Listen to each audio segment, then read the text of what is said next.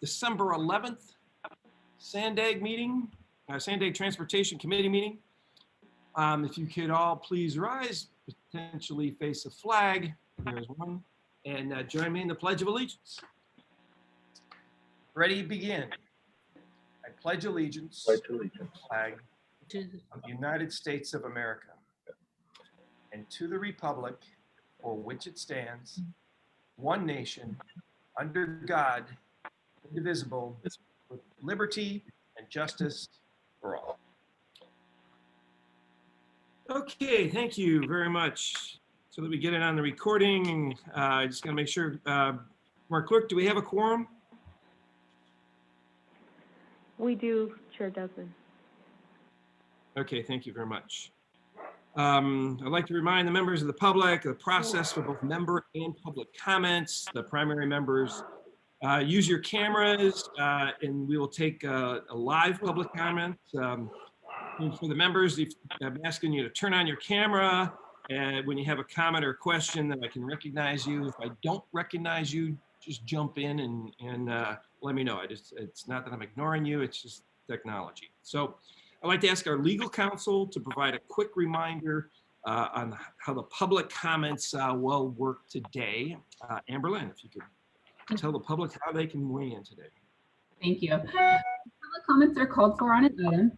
Click on the raised hand icon on the top right of the screen. The clerk will call on you by the name that you provided. If you're participating by telephone, please press *9 on your phone, which will raise hand to indicate your desire to speak. The clerk will call on you by the last 3 digits of your telephone number. The instructions for providing live comments are also on the bottom of the cover page of today's meeting agenda, which can be accessed from the homepage of Sandag's website at www.sandag.org. All comments, whether they were emailed in advance of the meeting or made live, will be part of today's meeting record. Thank you, Chair. Thank you very much, Amberlynn. Hopefully everybody got that, and we'll move on with the meeting. Item number 1. First item is approval of the meeting minutes from the November 13th meeting. Do we have any public comments on this at all? Francesca? There are no hands raised, Chair Desmond. Okay. All right, thank you. Is there any member comments or a motion for the meeting minutes? Move approval. This is Judson. Second, Benelli. Okay, motion by Edson, second by Benelli. No further discussion. Can we have a roll call vote, please?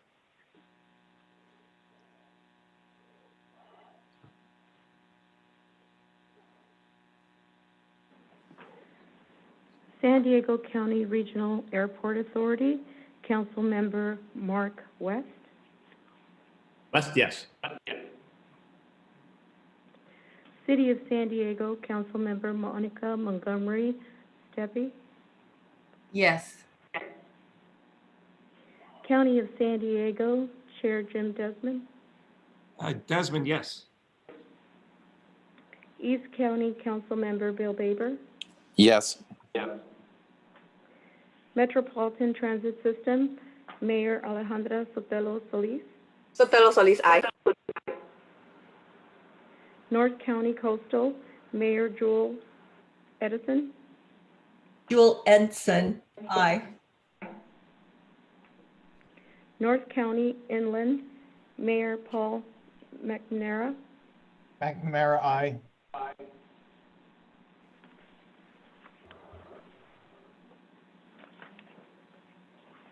North County Inland, Mayor Judy Ryder.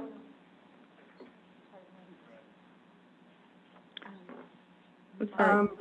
Yeah, I think that's McNamara, but Yes, he did. My apology. North County Transit District is absent. Port of San Diego, Commissioner Gary Bonelli. Benelli, yes. South County Vice Chair Bill Sankey. Sankey, yes. And it passes unanimous. All right, thank you very much. Jewel, I thought you were the light bulb heiress, but guess not.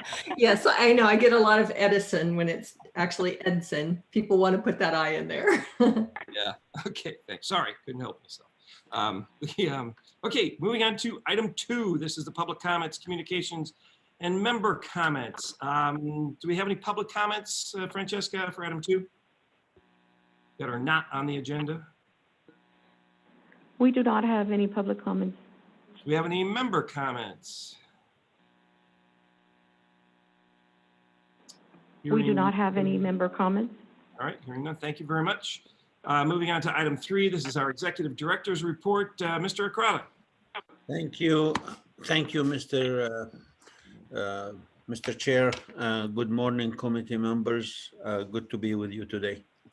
A few items of interest to you at the last board meeting. The board unanimously elected Vice Chairman Mayor of Encinitas, Blake Spear, as the chair. Mayor Blake Spear was the vice chair for 2 years. She will be the chair for the next 2. And we look forward to working with Mayor Blake Spear. Please join me in congratulating her. The first meeting where we expect all of our new board members to be seated is January 22nd. And I know for some members, this might be either the last meeting or one of the last meetings. I just want to express on behalf of the staff my gratitude for your service to the region and to Sandag, and we'll be celebrating more as we move forward. But thank you in your work on behalf of our region and on behalf of Sandag. On the Shared Street update, Sandag is continuing the Shared Street pilot program in recognition of National Bike Month in May. There is about 60,000 in grant funds. This is Shared Street 2.0. We'll continue to give local jurisdiction the opportunity to designate temporary roadway modification. This modification could create a safer environment for bikers. Each jurisdiction is invited to apply for up to 5,000 to help implement the temporary Shared Street pilot project. For every pilot awarded funding, an additional 1,000 will be allocated for travel behavior and impact assessment to be carried out by Sandag in partnership with UC San Diego. Request for application is available at sandag.org/sharestreet. Application must be received by March 5th. Again, application must be received by March 5th, and project must be implemented between May 1st and June 27th, 2021. Very good news. Last week, you probably heard the California Transportation Commission awarded the San Diego region a total of more than $178 million for key regional projects. Of note, $155 million will come to Sandag, $106.4 for the Los An, $42.52 million for Otay Mesa 2, $7 million for the bike up and down uptown, and the city of San Diego was awarded $22.7 million for Lameda Road project. I want to thank the team at Sandag, our partners at the state. We competed well, and that is what Sandag does best, is bring money to the region for important infrastructure projects. Our portal under crossing construction in the Locadia area in the city of Encinitas is starting. The new crossing will provide a safe and legal east-west access point for pedestrian and bicyclists. We move to the agency's priorities. As you know, we have 5 priorities last year. And one of them is Del Mar Bluff. I'm happy to report that construction crew are wrapping up Del Mar Bluff 4 stabilization project. Work is anticipated to be complete as soon as next week. This is important work, and we look forward to starting Bluff 5 and 6 as the new funding comes from the state. I can tell you right now, we have the funding, hopefully, to finish Dilmar 5 and 6 stabilization, which will be the last thing I would recommend as a temporary fix to the bluff before we look at a long-term solution of moving the bluff altogether. A second priority was Otay Mesa 2. And again, I'm happy to report that we received $42.6 million for that project from the state. Route 11 Otay Mesa East Port of Entry project continues to make important binational strides. We recently began construction on the 125-905 interchange. I'm also pleased to report that there is movement on the other side of the border on this project. Our goal is to have a facility by 2024 and to cut the ground sometimes in 2022. We're going to work on that goal with our partners in Mexico. The third priority was the regional transportation plan, the 5 big moves. We continue to present the vision to our stakeholders, but in the last few weeks, we concentrated presentations to the state agencies. We made a presentation to the Joint California Transportation Commission, Air Resources Board, Housing Development, many other agencies. The last one we did for the PUC. And I'm pleased to report to you that Sandag is setting an example of how a data-driven planning process should be done.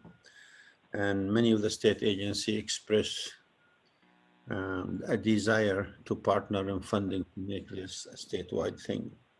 I'm grateful for our teams who are the best in the business, getting a lot of calls and emails and requests for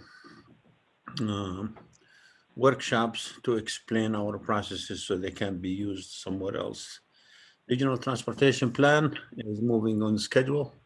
We're planned to put a draft plan in April.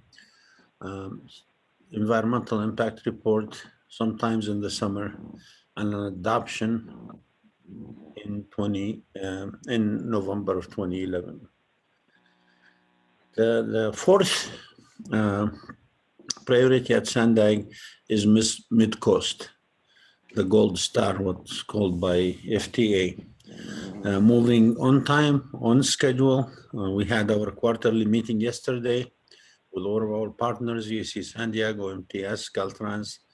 We are all excited for this project, the largest infrastructure project in San Diego when it comes to transportation, to open less than a year from now, which will provide one seat ride from the border all the way to UCSD.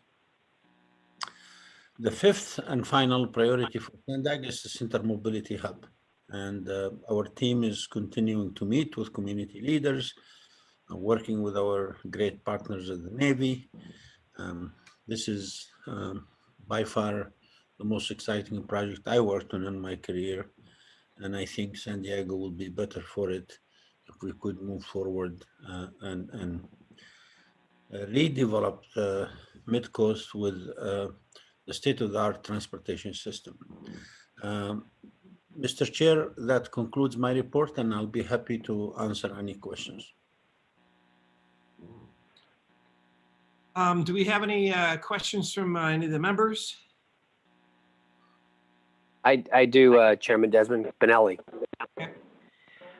Hassan, because there's a lot of moving parts, it's good to know who the players are, the policymakers. If you can, before your second meeting in January, the board meeting, as best you can, if you could send out an email to all the elected folks and your advisory members on who's sitting on the board, who are the alternates, and who's serving on the policy advisory committees. I'd appreciate that. We'll do, sir. Of course, we'll do immediately. Actually, we know some now, but they won't be on until the 22nd. So we will be sending an email of all of them. Thank you. Any other member comments? Do we have any public comments, Francesca? Supervisor Desmond, I have one question as well, whenever it's go ahead. appropriate. Mr. Mosca, go ahead. Yes, thank you, Chair, and thank you, Mr. Crota, for your presentation. Very excited about the fact that your team has been able to hit a home run here and bring home, as they say, the bacon, and bring home some money for our region, which is absolutely necessary and needed right now, as we're seeing revenues kind of take a dip on so many levels. I think it's important too to just underline the importance of the work being done in partnership with SANDAG and the city of Encinitas and North County Transit in the city of Encinitas. The El Portal underpass is an important regional amenity as we look toward creating higher level of frequency in our trains on the rail corridor, and looking to double track. Much of the rail corridor needs to have some sort of ability for people to move from the east to the west and the west to the east. Without that, it's going to be a real issue in terms of having more service and higher levels of frequency in that corridor. And so El Portal is really kind of a great amenity that will allow for safe passage from one side to the other, and really allow us to make greater use of this rail corridor, which really in some ways dissects many cities on the coast. I'm also excited that we're making progress in Del Mar in a temporary way. Obviously, a more permanent fix is necessary, but just kudos to your staff. Thank you so much for advocating for our region and for bringing home more dollars for these type of projects that are really going to make a difference in my community and many of the communities throughout our region now and in the future. Thank you. Thank you, Council Member, and just we're excited about the Alportar starting, and we're also excited about the potential for many, many more. I will also tell you the thanks goes to my team who did an amazing job competing for these dollars. As you know from my other job, when you and I crossed roads in LA, I used to always brag about how we beat other regions. So now it's different. So we're glad that we beat other regions. Thank you. Okay, Francesca, did we have any public comments? Yes, we do, Chairman. We have Tori Burgess that would like to speak. Okay. You want to go ahead, Tori? Good morning, Chair Desmond. This is Nicole Burgess, and thank you for the time this morning, and thank you, Hassan, for your report. I just wanted to comment two things and appreciate SANDAG's support for the Shared Streets 2.0. I think that's a great program to keep going on that one. And I just wanted to also comment on, as Mid-Coast is a huge priority for SANDAG and ridership is extremely important, I just want to reiterate the safe connections to this Mid-Coast, specifically around Balboa and Claremont. And really, we need to really be mindful of those connections to get those riders to that station. Thank you so much. Well, thanks, Nicole. Is there a Tori out there also? No, that is me. Oh, okay, Nicole, come on. How many names? What do you you go by Tori also? Sorry, I'm on my daughter's iPad. Oh, okay. Oh, all right. Well, great. Well, she's probably out riding her bicycle right now. But so thank you very much. I would like to say also to add, I guess, to Hassan, to your priorities. I know as you were listing them off there, I just want to remind the draft RTP coming up here in April that the board also voted the 78, the 67, the 52, and the 125 interchange as priorities as well. I'd be remiss if I didn't throw that in there as well. So thank you. Supervisor, and I apologize. One item I did not report in is the starting of the 5 corridor management multimodal corridor study that's underway, partnering with Caltrans. So absolutely, point well taken. All right, thank you very much. Okay, moving on to the consent items. I have a question on item 8. Is there any other discussion or potential motion? There's an action required in item 4 and on 5. I don't know if there's any discussion or a motion for the consent, for the balance of the consent? I want to take 8 after the vote. Chairman Desmond, Sure. this is Member Sotelo Solis. How are you? Oh, hi, Mayor. Good morning. So I actually would just like to make a comment on item 5. So I'd like to pull item 5 as well. And then I'd make a motion to accept consent items 4, 6, 7, 4, 6, and 7. So then we can just discuss. Okay, I'll second that motion. Is there any other motion or discussion? All right, we have a motion and a second on the consent items 4, 6, and 7. If we could have a roll call vote, please.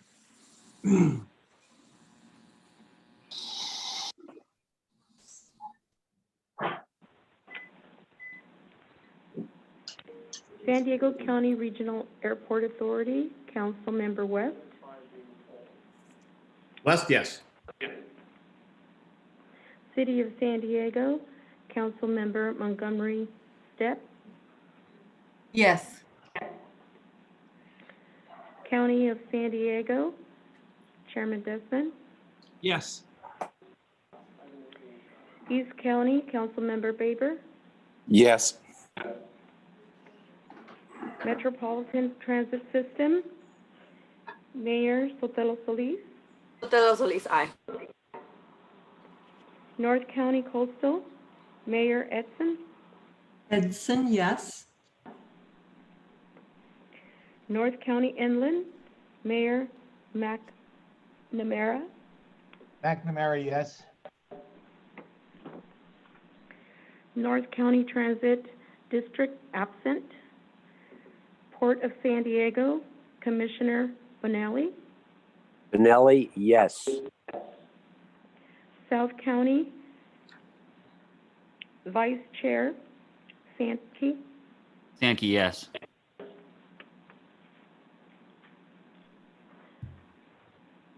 And the motion passes unanimously. All right, thank you very much. Mayor Sotelo Solis, do you want to make your comments on item 5? Great.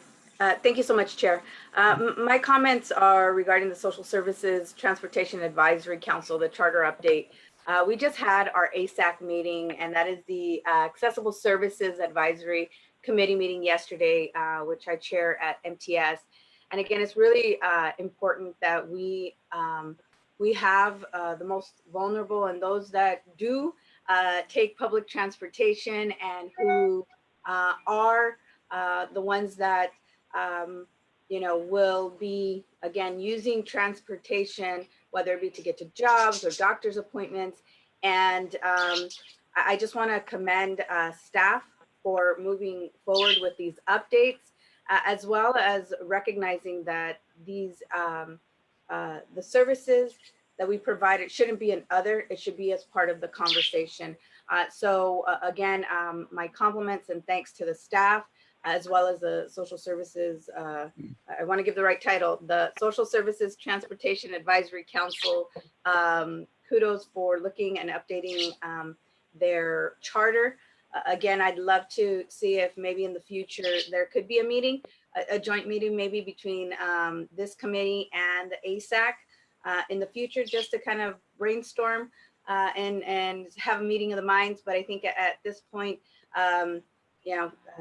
just want to thank staff, again, recognizing the needs of those that use transportation aren't always walking, but they may be rolling, they may be hard of hearing, they may be visually impaired, maybe colorblind, maybe a little bit of everything.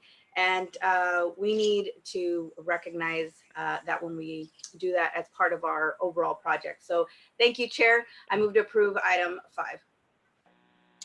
All right, I'll second motion, item 5. Is there any other discussion? And I forgot to ask this on the rest of the consent items. Was there any public items, any public comment on anything in the consent calendar? I should have covered that.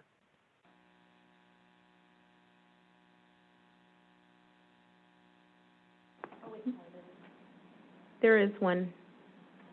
On which item is it particular? Is it Kyle Heskala would like to speak. Okay, go ahead.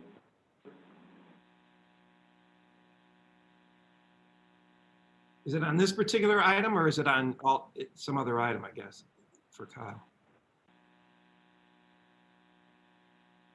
It's not identified, his hand is just up. Well, is he there, available? Kyle, you can speak if you'd like. Kyle, would you like to speak? He's still on mute. Hello? There you go.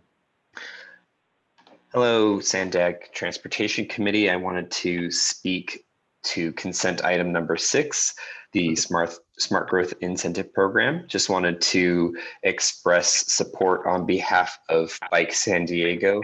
We're excited to see the funding for these really great projects across the region. And yeah, just wanted to say that it's a really great update and look forward to supporting more active transportation projects throughout the meeting here. Thank you. All right, Kyle, thank you very much. Since we already voted on that, we have a motion and a second for item 5. If there's no other member comments, if we can have Chair, we have one more public comment okay. from Dan Summers. On the consent? Okay. I believe so. Okay. Go ahead, Dan. He might have dropped off. All right, we can come back. No, he came back. Okay. Jim, I'd like to comment on item 11. I guess I'm out of line. Okay, we'll get back to you on item 11 then, Mr. Summer. Okay. All right. Let's try one more time. A roll call vote on item 5. Stay here.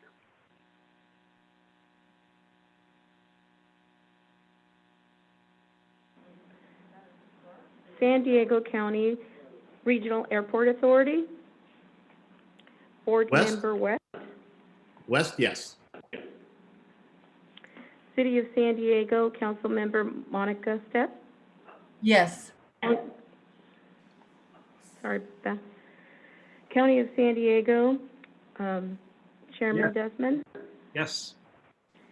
East County Council Member Baber. Yes. Metropolitan Transit System, Mayor Sotelo Solis. Sotelo Solis, aye. North County Coastal, Mayor Edson. Edson, aye. North County Inland, Mayor McNamara. McNamara, aye. North County Transit District, absent.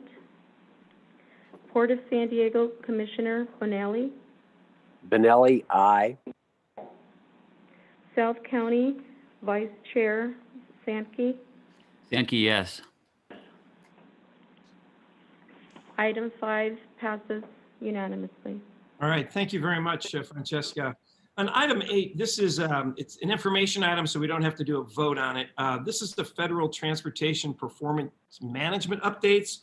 Where basically we got some new targets and performance measures on different areas of transportation safety, national highway systems, performance management targets. The transportation safety is going to be addressed in item 10 later. But I asked staff where we were on the current measures, how we were performing, since we're getting new performance targets, how we were performing on the old ones. And so I asked Phil, do you have a couple of charts or something that you could show us to see where we are on the current targets that we need to work on, and then what the new ones are? Thanks. If you got Yes, Chair Desmond. Sam Sanford, the author of this report, will be speaking to that. All right. Thanks, Sam. Thank you, Phil. Thank you, Chair, for your interest in this item, and good morning, everyone. So for this item, as the Chair mentioned, this is an information item on update on federal transportation performance management. It's really focusing on 2 areas where we have these 4-year performance periods.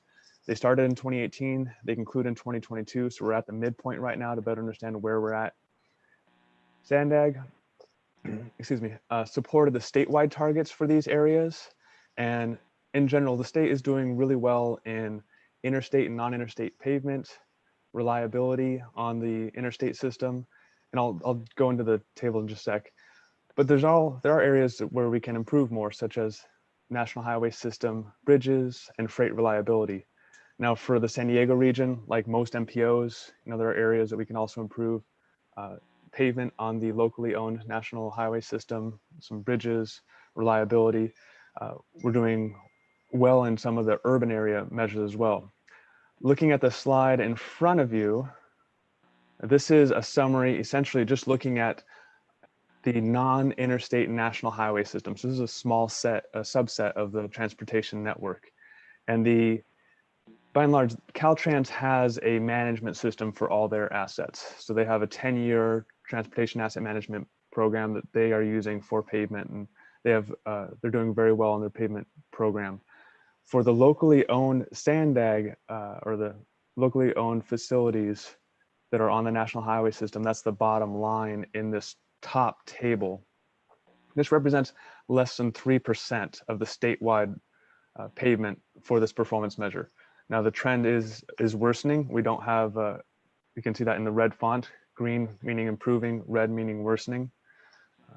Now, when it comes to going forward, as SB 1 dollars continue to come into the region, those are going to be programmed throughout local jurisdictions. Those are going to start hitting some of these facilities as well and improving those conditions. The bottom table is looking specifically at bridges that are off the interstate system, but still on the national highway system. So for the San Diego region, this bottom line, the San Diego region has less than 1% of the statewide bridges by deck area. For the San Diego region, this is kind of a mixed one. And you can see that the good percent went down, it's in red, but the amount of poor also declined, which is what we want to see. So it's mixed results for that particular one. Go to the next slide, please. I just want to get in that NHS is a national highway system, correct? In that last chart. Correct. Yes. Thank you for that. Here are the performance measures for the third rule that came from Federal Highway Administration. 6 rules. These are all summarized in attachment 1 of this report. If you want to look at those, if we can go to the next slide, and we can look at some of the observed data on this. So reliability for the San Diego region, we can see the top chart, and my apologies, these are hard to see in this at this scale. The top chart is interstate within the San Diego region altogether. And this chart goes from 2017 all the way through 2019.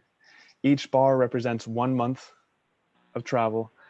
Green means that month met the target value, and red means it did not meet that month. So in 2017, things weren't looking very good. They got better in 2018, and 2019 is doing fairly well, but it's a little mixed. There are still some red bars in that chart.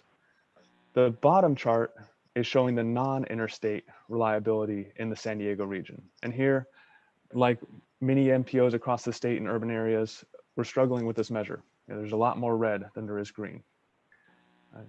Next slide, please. There's a truck travel time reliability index measure, and this was a measure that was essentially invented by Federal Highway Administration for this performance framework, and it's a new one to everyone. You can see that our region is not performing well on this measure, nor is the state. So this is one where it can be an issue of the target was set too aggressive, perhaps, or as programming and planning better aligns as we go through successive performance periods, we'll be able to better align where projects are and to help address and meet these targets. But again, this one, the state is struggling with as well. Next slide, please. For the congestion mitigation and air quality, that's the CMAQ acronym you see there, there are a few measures that are focused on urban areas.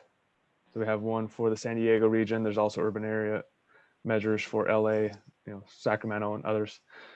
For non-single occupancy vehicle travel, we're seeing a worsening of our conditions, as are these other areas as well. When targets were starting, we were seeing lots of e-bikes and electronic scooters coming on board, and we're like, hey, this is going to be really changing things.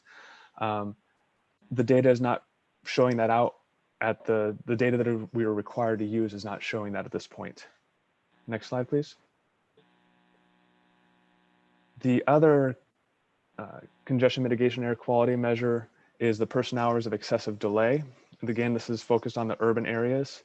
And for this particular measure, 2017 was a little mixed. 2018 was looking pretty red, but now in 2019, we're actually seeing a lot more green, and we're actually now on track to meet the 4-year target if we're able to hold this trend through 2022. That's kind of a quick overview of these measures. I'm happy to take any comments or questions you may have. Well, I just wanted to kind of point out to folks as we're, because these measures, Dan, aren't they, they're going up. So the bar is being raised. So that some of these areas where we're not performing well, like the truck travel and, and I think on some of the bridges and things like that, we don't want to get too far behind on. And what I've always noticed with roads is the longer you delay action on them, the worse they get. Especially for conditions of bridges and things like that. So thanks for the input. I just wanted to get that information of seeing where we are if, as we accept these higher measures. Does any of the board members have any comments? Member Sotelo Solis. Yes, go ahead, Mayor. Thank you so much. Staff, if you could go back to slide 5, I guess if you could share a little bit more about this truck travel time reliability index. And you mentioned that we are pushing higher regulations, but they're not being met. So then what do we need to do to change that? Thank you for your question. Yeah. So one thing to note with these measures, there is no stick or carrot associated with them as far as meeting targets. So that is one piece. It is essentially designed to inform planning and inform programming to try and move the nation. These were set, for state DOTs and metropolitan planning organizations like Sandex. It's really large scale, trying to move the needle little bits at a time over the entire nation. With the truck travel time reliability index, the way this one is working, essentially a value of 1 would be perfect. There'd never be any delay, or you would never be stuck in traffic. That might be, excessive. The target on this one was it's an amount over 1.67. So we're not meeting that. And looking at the statewide data, it doesn't really matter where you are, except for there are some facilities that are away from urban areas, kind of like in between major cities, and that you can kind of get some green bars. But when that averages out, the state is looking very similar to the San Diego region. As far as what we're doing moving forward on this, so with these measures that I just highlighted, there's this 4-year performance period, and that concludes in 2022. And then we start again with a whole new 4-year period. And that's our opportunity to look back and say, like, okay, we set these targets, this one might've been too aggressive. This one wasn't aggressive enough. Now we have good data, and we can see how our programming has impacted or not impacted enough on these measures. And we can fine tune that working with our Caltrans partners. Yeah, and I would, so it's really quick. I just want to stop you right there, because if I think this is where we challenge ourselves, and if the bar is set high, it's for a reason. And if we're not meeting that, then I think there needs to be that bigger, longer term picture. And yes, we have, again, the bars that are showing us the longitudinal, but if it's not, we can't change the equation to get the answer that we want. So I would just say that it's really important that, yes, if we set the bar high, then I'd be curious, what benchmark then are we meeting? If it's even a 0.5%, or and if it's based off of traffic numbers or additional, I think you mentioned, trucks idling in traffic. I think it's important for us to recognize then maybe we need to increase non-truck traffic, or I think Supervisor Desmond mentioned it in past meetings, where we're talking about freight or other types of modes of transportation. So I think that it's a number of different things, but I would not want or support, changing the equation to get the answer that we want, because we still have, our greenhouse gas emissions that levels that will not change. And so, if we change and say, oh yes, we're now at, the percentage that we want to be because we've changed the equation, it does not mean that we've reached our 2030 goals. So I just want to caution us on that aspect. Totally get it. But if we have if we're not meeting the level, well, then that's where we need to really focus on those efforts. So thank you again to staff. And Chair, I see Mr. Ekrada has turned on his camera. I don't know if he's going to respond to my question. If I may, Mr. Chair. Go ahead, Hassan. Thank you, and I appreciate your comments, Mayor Solis. This is exactly why we are putting the 5 big moves and reestablishing the goals and the processes. If we set goals, we can't keep, like you said, we're not going to change the formula just to meet them. We want to meet them for real. We want to meet them on the street. We want to put a good movement strategies and overall transportation strategies that would make us actually better than the state. Why? And I would caution anyone to think that because this doesn't have a carrot and stick, that this doesn't matter. It should matter to us, but it also does matter when national programs start putting out there and looking at the performance of the region. I promise you this, that we're not going to change the formulas, but we're going to strive in the regional transportation plan to address those so we do better as a region. That obviously takes resources, which we all know, and that takes some planning, but we're not going to settle for, oh, we're like the rest of the state. We're going to be better than this. We're going to have in the regional transportation plan, both for people and goods movement, strategies, both on rail, streets, cars, trucks, crossings. I think you're right on. The fact that we're not meeting it shouldn't give us any satisfaction. The other point I want to raise to the committee members based on your question is, while these performance measures will end and a new cycle will start, between now and then, there are going to be several stimulus, both state and federal level, and we're going to use this data to actually inform us where we want to use our investment. So right on, I am totally with you. The fact that it doesn't be satisfactory. It'll give us room for improvement, and that's what our constituents want to see. Where are we moving? How are we moving it? Thank you again, Chair. Thank you, Director Grata. Thank you, Sam, for the presentation. Okay, I just want to point out that the fact that I'm all in favor of reducing greenhouse gases, even though I'm a highway guy.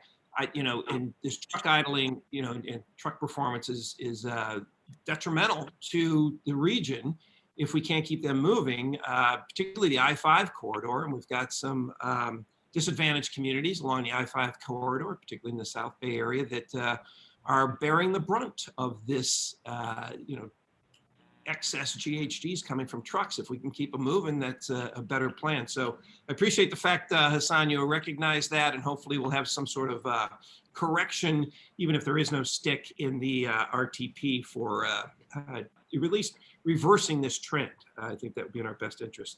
Is there any other comments on this item? This is information. We don't need to vote. Hearing none, we will, if I can find my paperwork here. We will go on to the next item. This is item number 9. We have a presentation. I think, Mr. Ekrada, you're going to be giving a presentation on item 9. Is that true? And I'm going to introduce Sue Albert, who's the amazing presenter today. But I would like to let you know that this is really a critical item. This is one of those things that this committee have a big say about.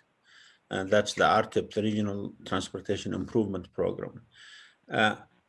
Following Sue's presentation, I would like to address the committee on additional considerations that are really critical and important, specifically on social equity and social justice that we will be looking at moving forward. But before I do that, I would like to introduce Sue Albert, who will lead you through the Regional Transportation Improvement Program and the steps we are taking.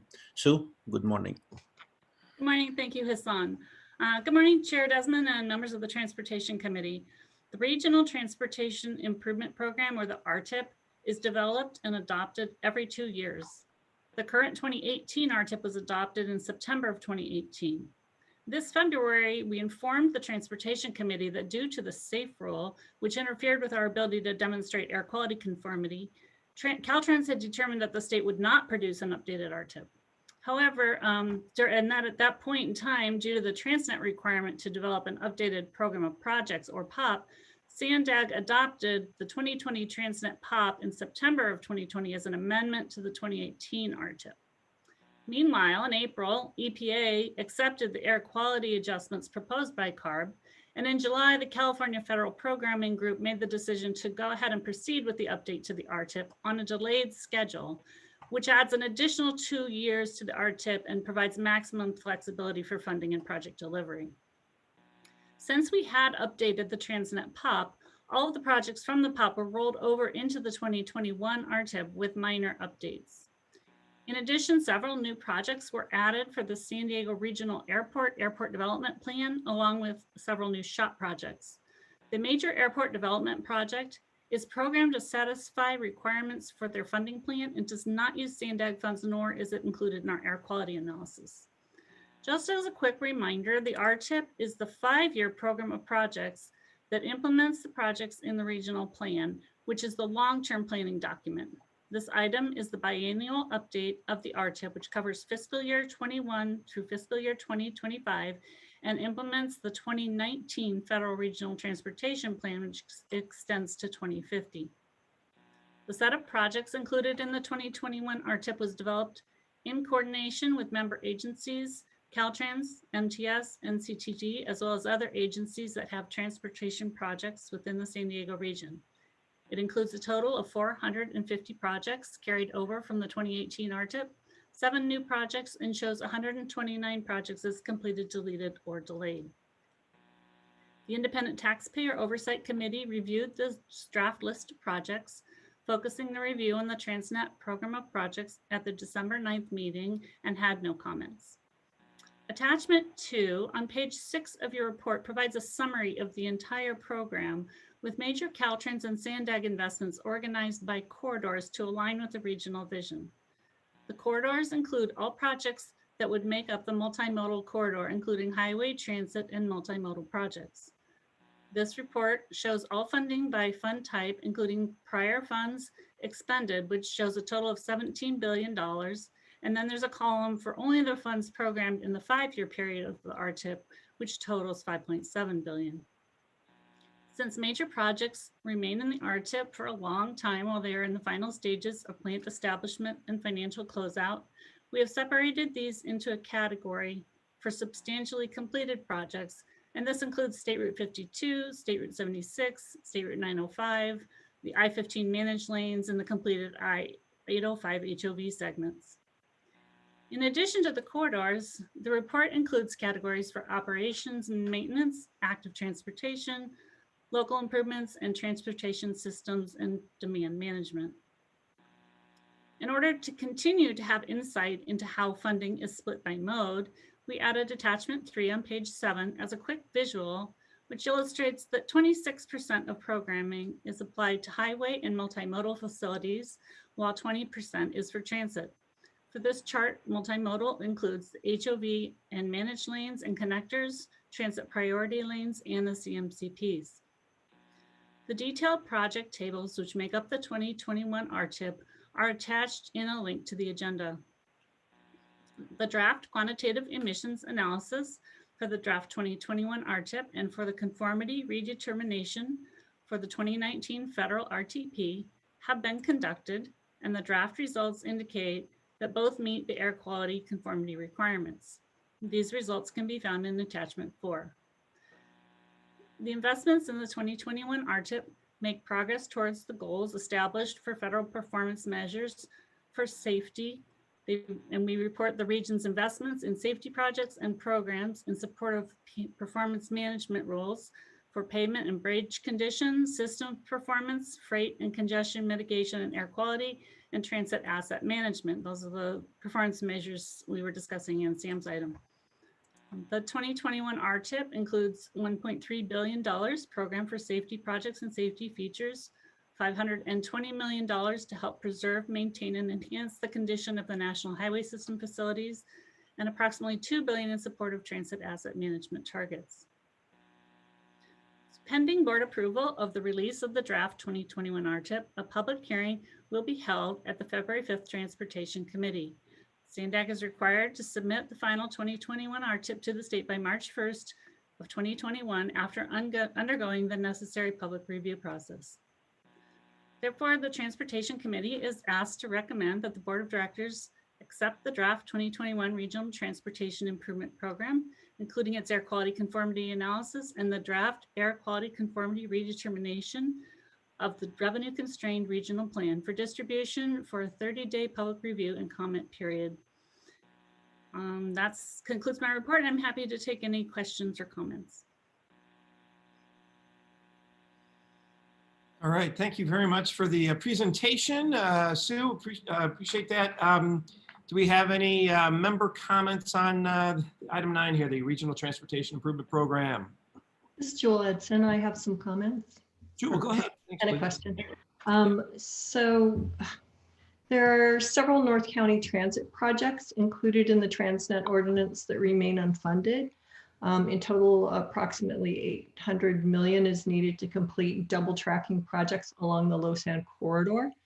2 critical shovel-ready projects along the Low Sand Corridor includes the San Diego Lagoon double track and platform project for $220 million and Bantaquitos Lagoon double track project of $90 million. These projects are shovel-ready for construction but lack funding. Additionally, approximately $200 million is needed to complete the double tracking along the Sprinter Corridor. So the Transnet Extension Ordinance and Expenditure Plan includes Sprinter upgrades such as double tracking, grade separation, in order to achieve the 15-minute all-day service by 2030. And additionally, Transnet identified operating funds for 15-minute peak, 30-minute off-peak Sprinter service by 2016. But the necessary corridor projects have not yet been complete. NCTD has identified 9.5 miles of strategic double track, estimated to cost approximately $200 million in order to achieve 15-minute frequencies. So my question is, does SANDAG have a future RTIP programming beyond FY 2025 in order to fund these critical infrastructure projects for the region? So the answer right now is that this RTIP only goes to 2025. Funding for future projects will be programmed as it's obtained and included in the budget. Okay, thank you very much. Mr. Chairman, and I will address Council Member Edson to add to what Sue just said. But before, first of all, thank you, Sue. Great job on the presentation. I just want the committee members to know that we are at a turning point when it comes to social equity and inclusion. And we need to ensure that our communities is considered in our plans and projects. So today, we are moving this step simply because we still do not have complete the social equity criteria that we're going to be deployed when we do our regional transportation plan and our TIP. I believe you'll agree with me that this is the time to do the planning that ensure everyone in our region have access to opportunities through our transportation system. And we can no longer plan or design our system without talking about how do we put a system that not only moves us forward in transportation, but also looks at the past. So today you're looking at this tip, and I would say in a few months we'll probably be back to you talking about a data-driven social equity component of the plan. So I think we all acknowledge that our Black, Indigenous, and people of color communities have never shared equally in the extraordinary benefits of our regional transportation system. And that should concern us all. In fact, many of their communities have been divided by roadways or left out completely. We need to change that. And many of our partners have been telling us, when are you going to use social equity when you do our tips and plans? And the answer I'm giving you right now and them is that now we just need to complete the criteria that we're going to be deployed. So every project in this step that you're gonna approve today will probably be coming back and be measured against the social equity criteria that we're going to develop. So I can tell you how important it is to acknowledge the disparities, and it's no longer sufficient to just say moving forward here what we're going to do. We have to look at the past impacts of transportation system. While many of us think freeways, roadways, transit system, and rail systems are great, and they are, to connect community. For some communities, they have been, they suffered because of the way they were done. And I can tell you as your executive director right now, that I no longer will recommend to you or to the board a tip or a plan and just say, let us check the box of social equity. We need to do it right. And so today I'm asking you to approve, having in mind that this could come back to look at the social equity criteria when it's ready. And to Council Member Edison, yeah, everything will be on the table, but once we get funding, we can amend the tip anytime we want to. Thank you, Mr. Chair, or I'm sorry, Mr. Akrada. I guess the answer to your question, Jewel, is no. Specifically about those projects. And Hassan, I appreciate your philosophies and your intentions and the social equity aspects and things like that. But what I feel we lack is analysis and specifics. And so, and that's been frustrating for me. In this plan moving forward, we've got all of the theories and all of the the things we need to do socially and equitably, and I think that's great. But we're really interested in getting down to specifics, I think, and Mayor Edson had some particular projects, and I know that it's not the focus, but it is in the RTIP today. So I don't know, Jewel, I'm butting in on you here. I don't know if you had anything else to add. Well, I just wanted to mention that a couple of things, and I agree that the social equity component is urgently needed to, and it's fundamental to the overall to the RTIP and to development within the region.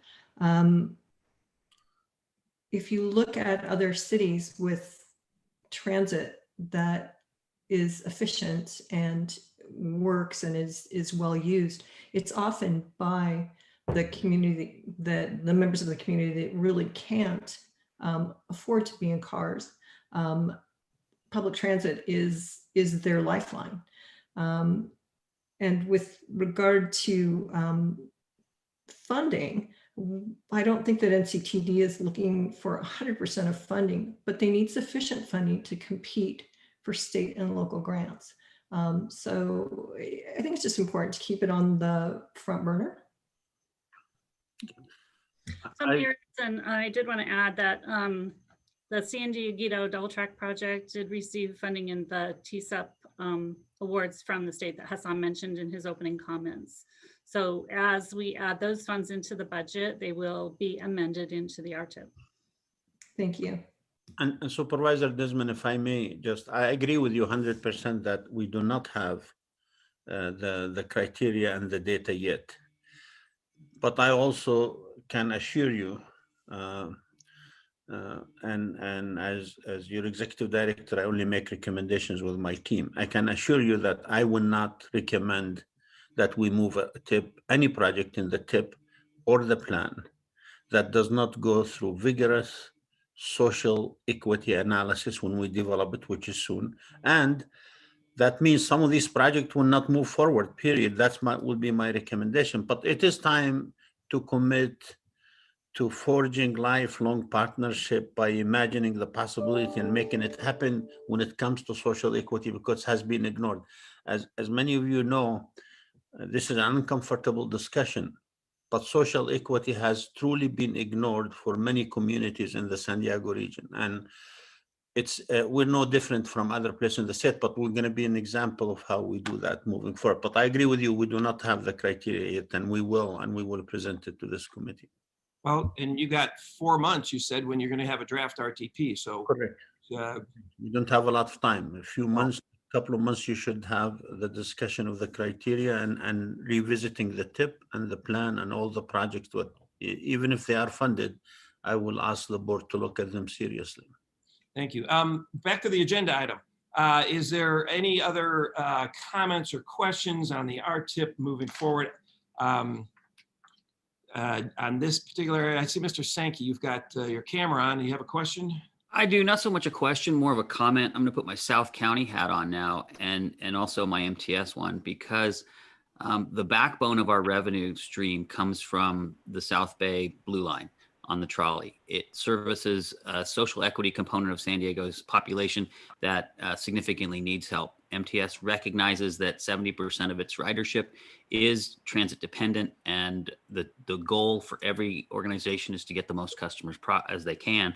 And of course, that means taking care of the social equity component first, along with getting choice riders, folks who can use transit because it gets them more efficiently to the places they want to go.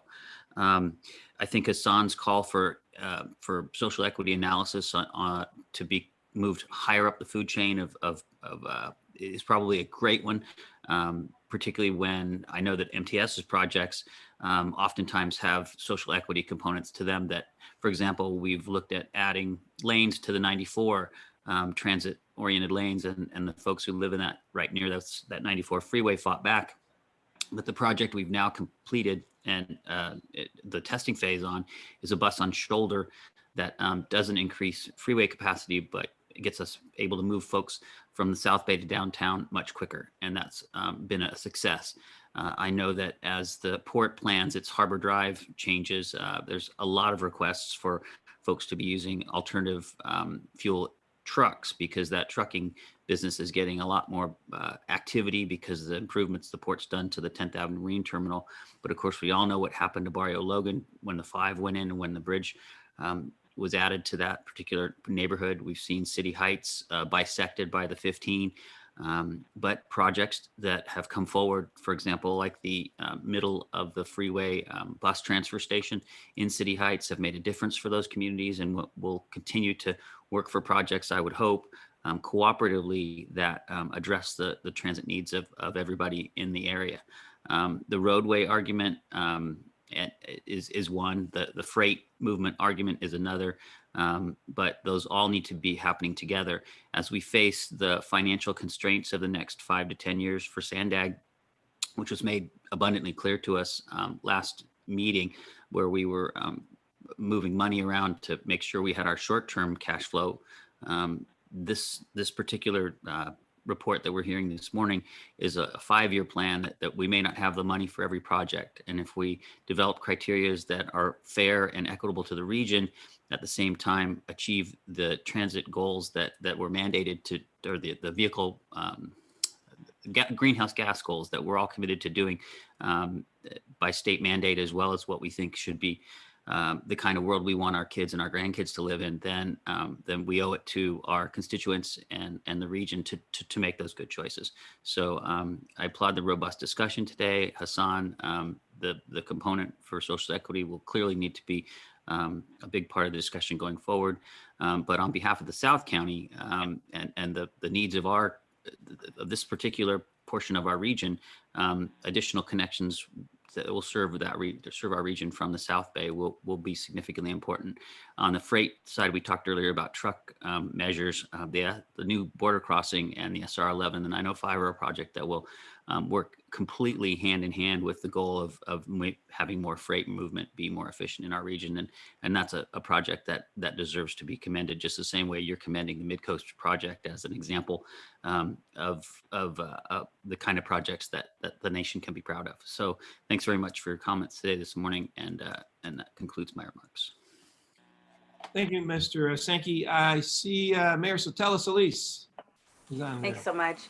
Yeah, I would just echo the sentiment. I think the equity component is extremely important. To my point earlier, we can't just move the equation or change the equation and hope for longer term change. I think we have to really think about it from the beginning. I would support that. And it doesn't always mean more roads. It's not just one over the other. And I think that's what the whole Big Five Moves conversation is about.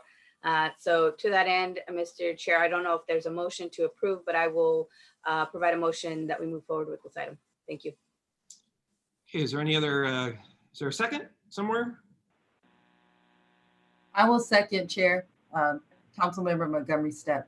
Oh, thank you, Councilmember Montgomery. I just have a comment on it, on this item 9. It's attachment 2, which is only one page, and it's sort of a summary of the dollars and amounts. And I realize, and the top one is the corridors. You've got listed here 2 corridors that they're kind of vague or not intentionally, but one's called San Vicente and one's called North County. And it doesn't, I had to ask, well, what projects are included in North County or what corridors? Because we got the 78, we got the 15, we got the 76, we got the I-5. So North County just kind of got lumped in as well as San Vicente. I'm just wondering, even I didn't know what was involved or what was in there. And if members of the public are looking at these, where spending dollars are going, it'd be nicer if we could have these. I know they're in the larger appendix later, but when we start lumping regions, because also we do have specific roads, the 76, I'm sorry, the 56, the 15, the 94 spelled out here. If I guess, I know you're trying to say paper or just for clarity, if we could have even parenthetically after North County, what freeway, what corridors that involves, and San Vicente as well, that for future references, so we don't just call it North County. Thank you, Supervisor. We were trying to align with the corridor management plan naming conventions that we've been presenting in these meetings. And the projects in North County right now at this point include the State Route 78, HOV, lanes and connectors, and the CMCP. So Okay. as we progress, we'll be incorporating more projects into these corridors. But for right now, and San Vicente is the State Route 67. And I get what you're trying to do within staff and trying to make sure you've got your nomenclature correct. But I guess when I'm trying to make sure the public can understand it. If I can't understand it, then I'm thinking then the public can't.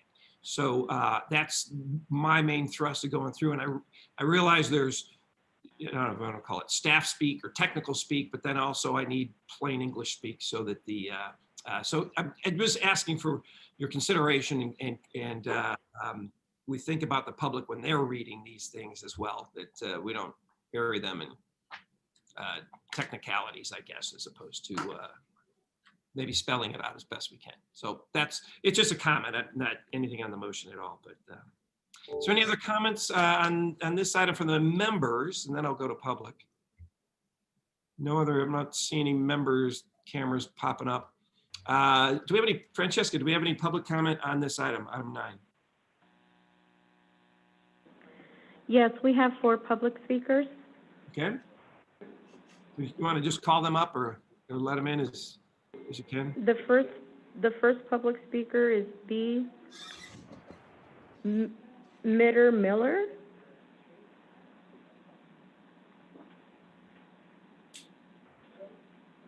Would you like to speak? Yes. please?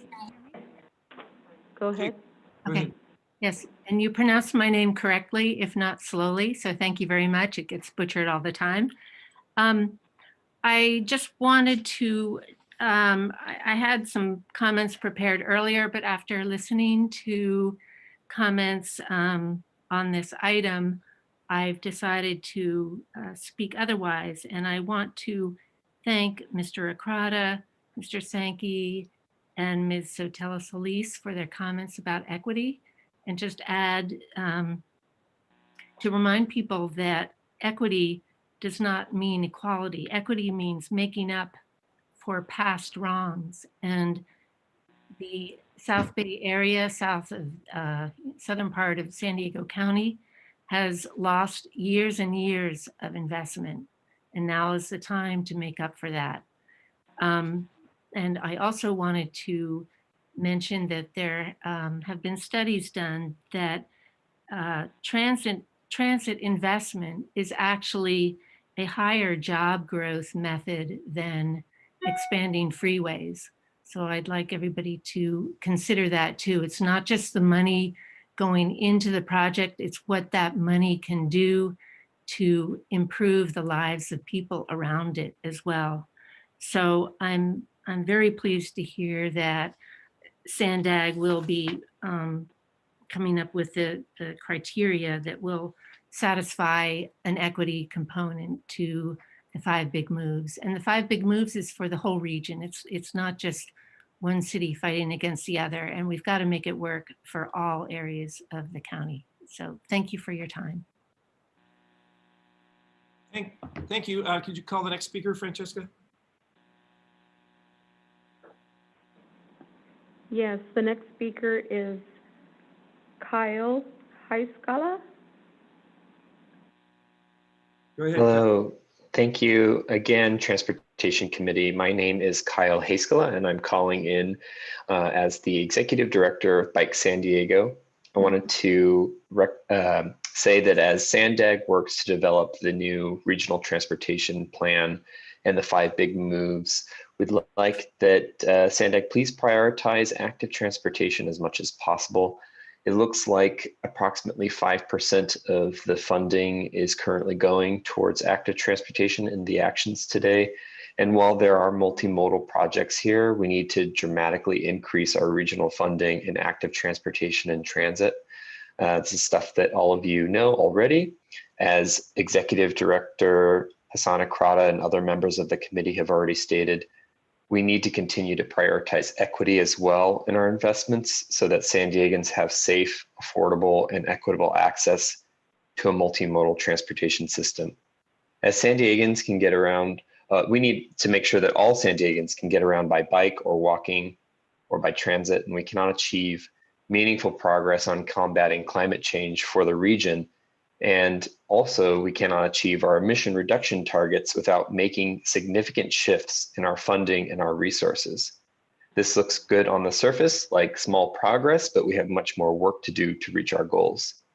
We also understand the process of moving forward with this RTIP now while working towards centering equity more with greater analysis moving forward. And as more funding becomes available, please invest our regional funds in the neighborhoods and areas of San Diego County that have been left out of investments for decades. Sandag has the ability to reprioritize active transportation funding and fill the many gaps in our active transportation network. We are ready to work with you. Thank you so much. Thank you. Francesca, next speaker. Next speaker is Nicole Burgess. Tori. Good morning. Thank you, Transportation Committee and Chair Desmond. Nicole Burgess here. And just appreciate the comments from Hassan regarding the social equity and inclusion. Super important and really good to know that this RTIP can be amended.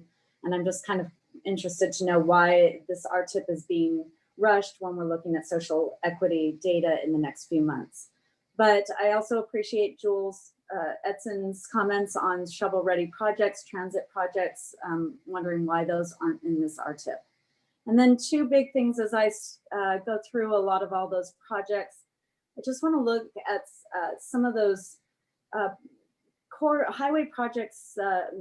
We'll just take examples: Palomar Airport Road, Miramar, H Street in Chula Vista. Some of those are asking for bike lanes. But when we look at those, if those corridors are going over 35 miles, if those vehicles are going over 35 mile per hour travel speeds, then we need to look at protected bikeways for those corridors. So those cannot just be class 2 bikeways. They really need to be class 4. And that is a Vision Zero strategic solution for safety. And we really encourage Sandag to take a bigger dive into that, really ensuring that the streets are safe for those people choosing to go by bike. And then just lastly, the two projects that are kind of in conflict for me are, I really, really appreciate the Pacific Highway Bikeway project along this Grand Central Station. However, you have NPO ID's Barnett Bridge rehabilitation. It's actually kind of mind-boggling that we would rehabilitate that bridge as that is an important, huge, dangerous connection for people riding bikes along Pacific Highway. And that really needs to be a holistic picture of how we change that whole intersection and that whole corridor for active commuters. So I appreciate that this is can be amended, and I appreciate the board members' comments on this. Thank you so much. And Francesca, do we have one more speaker? We actually have two more. Okay. The next speaker is Noah. Good morning, Chair and Board. This is Noah Harris, Transportation Policy Advocate with Climate Action Campaign, calling it to comment on the 2021 RTIP. First and foremost, I want to emphasize this morning that expanding highways does not reduce congestion. Years of conclusive research on induced demand have shown that more lane miles only yield more vehicle miles traveled, more traffic, and more greenhouse gas emissions. Decades of auto-centric policy have failed to solve congestion, and this strategy has only intensified our greatest threat, climate change.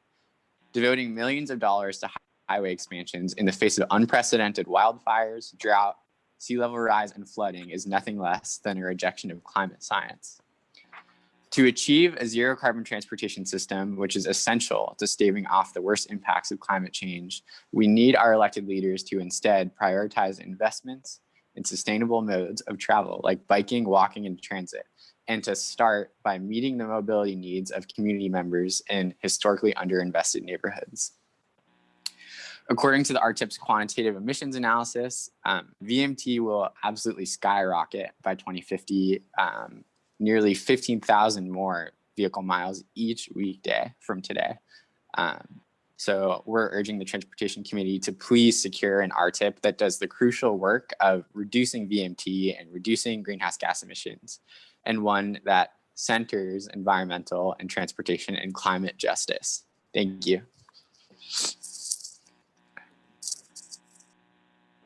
Next public speaker is Robin Joy Maxon.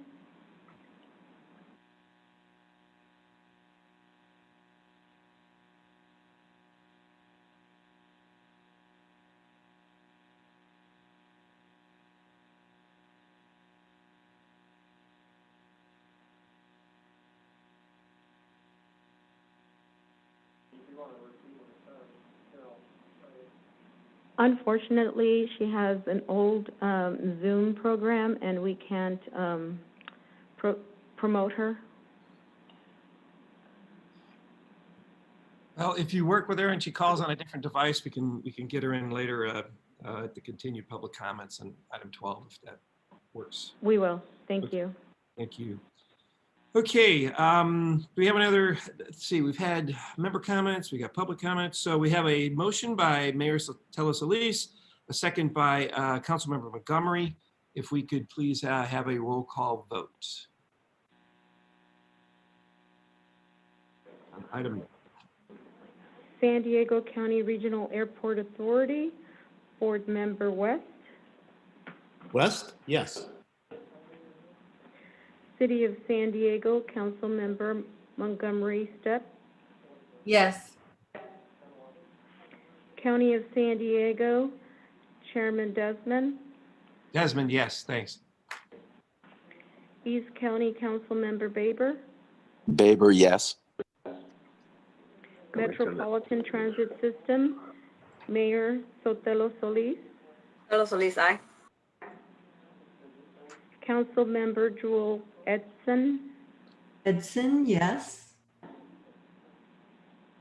North County Inland Mayor McNamara. McNamara, yes. North County Transit District absent. Port of San Diego Commissioner Bonelli. Benelli, yes. South County Vice Chair Sankey. Sankey, yes. Item 9 passes unanimously. Thank you, Francesca. Appreciate that. Everybody's work on comments. Item 10, this is Fixing America's Surface Transportation Act. This is a performance management safety targets. This is similar to item 8, but this is looking at the first performance management target, the safety targets.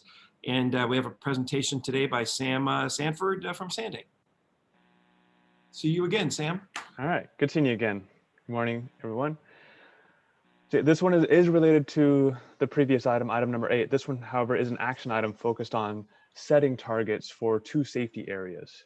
It's a 2-part presentation, so it's focused on traffic safety targets for these federal performance management requirements. The first part is really the 4th round of target setting for safety performance on all public roads. The second part of the presentation is the inaugural, our first round of target setting for regional public transportation, transit. But I briefly want to preface this presentation, really, before stepping into the target setting process, on really critical importance of safety planning and programming with the ultimate goal of driving down the number and severity of crashes, right?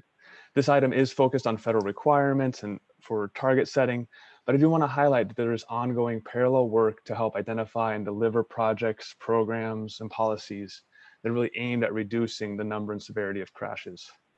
So 2 quick examples where Sandag is working with Caltrans on this effort. We have the Strategic Highway Safety Plan. That is a 4-year document that identifies and then helps address challenge areas. And that actually looks at, counties, and we can see where there's areas such as excessive speed, if that's an area that's causing more crashes and of higher severity. A second effort is the Highway Safety Improvement Program, and that's a funding pot. And there's an implementation plan. It's a 1-year document that looks at how best to allocate those dollars to really drive down the number and severity of those crashes. So wanted to start us off with that, let you know that there's ongoing work in that area. With that introduction, let's move on to part 1 of the presentation. Next slide, please.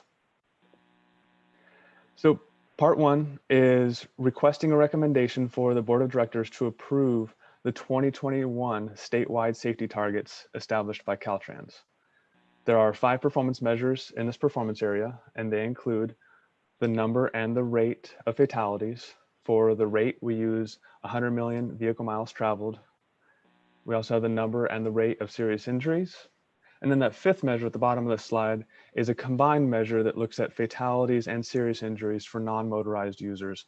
That's going to include your cyclists and pedestrians. These measures apply to all public roads, regardless of ownership or maintenance responsibility.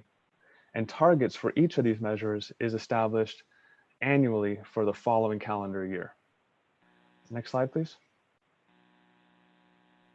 The target setting process starts with Caltrans setting the statewide targets.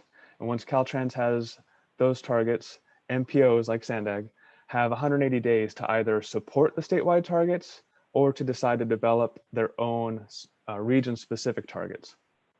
For the prior 3 rounds of target setting, the Sandag Board of Directors has elected to support the statewide targets, and staff is recommending supporting the 2021 statewide targets as well. A review of the safety data for each of these performance measures shows that the San Diego region is doing as well or slightly better than statewide averages. So the next slide. So if we continue with supporting the statewide targets, the region does not need to come up with its own numeric target. We'd simply provide the needed documentation to Caltrans.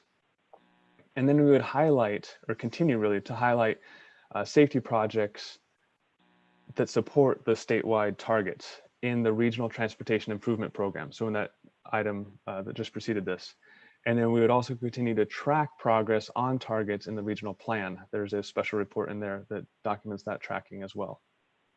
Now the following slide summarizes the 2021 statewide targets. So here we have them. On the far left-hand side are the 5 performance measures. And then in the center, we have the numeric targets. We use a 5-year rolling average as is specified in the rule. That's why we have decimal points on some of these. And then on the far right, we have the percent reduction that Caltrans used in informing the development of these targets. So Caltrans looked at the observed data and took the 2 most recent years of observed data, found the trend or the change over time, and then also took into consideration external factors such as the anticipated economic conditions, what projects were going to be opening up or delivered that might impact these numbers as well to come up with these numbers. So the following 5 slides really dive into each performance measure in this order for both the San Diego region and statewide to see how the region is doing. Next slide, please. So starting off with total fatalities. Each of these slides is structured the same way. Everything in blue is going to be for statewide facilities. Everything in orange is just looking at the San Diego region. The bars represent annual values, and the lines are 5-year rolling average. So they kind of smooth out the variance between years. Those little diamonds there are adopted targets from the past 3 years, and you have a red square off to the right there, which is the 2021 target, which is the subject of this item today. So for fatalities, you can see statewide there was a increase that seems to have peaked in 2016, 2017, came down in 2018. That change is what was helping inform the target setting for 2021.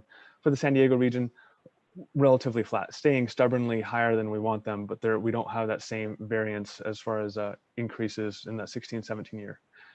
When we looked at the data as our region's population relative to the state, we're performing better than the state on all these measures. Next slide, please. So looking at fatalities by vehicle miles traveled, here we can actually see a little bit better since the data is essentially divided by how much people are out traveling. We can see, again, San Diego region is orange, everything statewide is in blue. We can see how the San Diego region is performing well relative to the state. And we can see the targets off to the right-hand side, and the furthest right one being the 2021 target for this measure. Again, you can see that uptick in 16 and 17 for statewide. For the San Diego region, the numbers are relatively flatter over that same time period. Next slide, please. Can I interrupt you real quick? Why don't we have the data for 2019? So good question. There's a long delay between when a crash occurs and when the final values are available for this kind of analysis. There is preliminary numbers, but they're not final and they're subject to change, and they do change quite a bit. So target setting is challenging because you have 2 unknown years before even setting your target that's actually 3 years away. Based on the data that's available. That's a very good point. So that is why it's not there. All right, thank you. On serious injuries, we can see a troubling trend statewide. Serious injuries have been increasing over the last several years. Efforts are underway, continue to drive that back down. For the San Diego region, we do not have that same trend. We're staying relatively flat.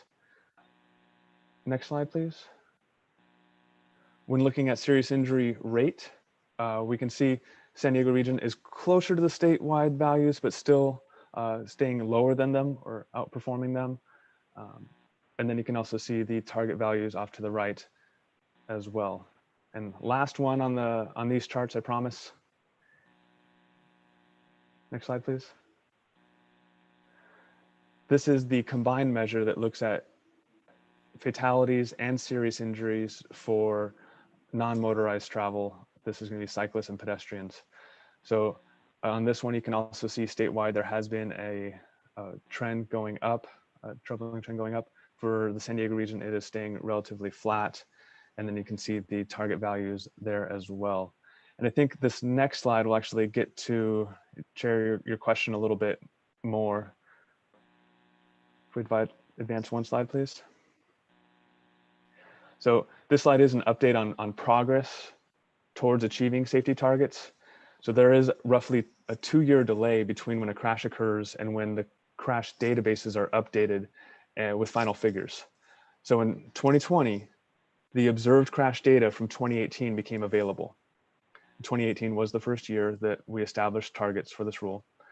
So with the final data and the actual targets, Federal Highway Administration was able to review for significant progress determination.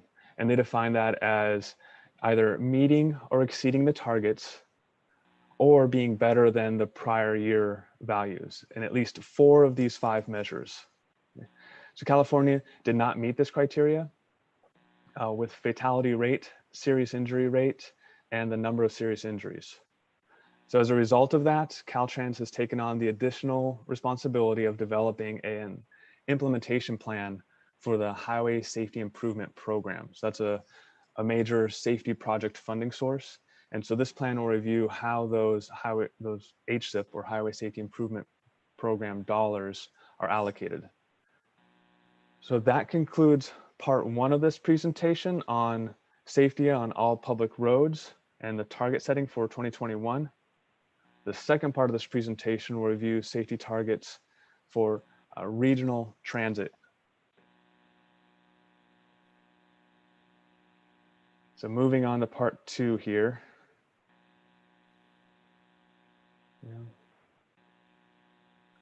Okay, so this one is focused on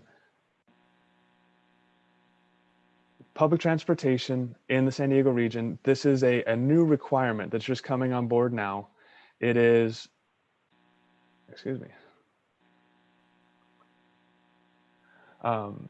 This agenda item is requesting a recommendation that the Board of Directors approve the 2020 regional transportation safety targets. As I mentioned, this is a new requirement. The implementation timeline for this first round of target setting is occurring at the end of the calendar year. For future target setting, this will occur at the beginning of the calendar year, but just this first time round, it's at the end of 2020 for setting 2020 targets. The required performance measures come from the National Transit Safety Plan, and they include, as shown on the slide here, it's the number and rate of fatalities. For rate on these measures, we use vehicle revenue miles for the following 3. So we have the number and rate of injuries and number of rate of safety events. The 4th measure on there is the rate of major mechanical failures, essentially a breakdown on those ones. So in practice, these 4 measures really act as 7 because we have numbers and rates for each of them. And then it's also required to look at these by the transportation service type or mode. So the 7 becomes 21. There is specific guidance on what data we can use and the processes for each of these measures. Next slide, please.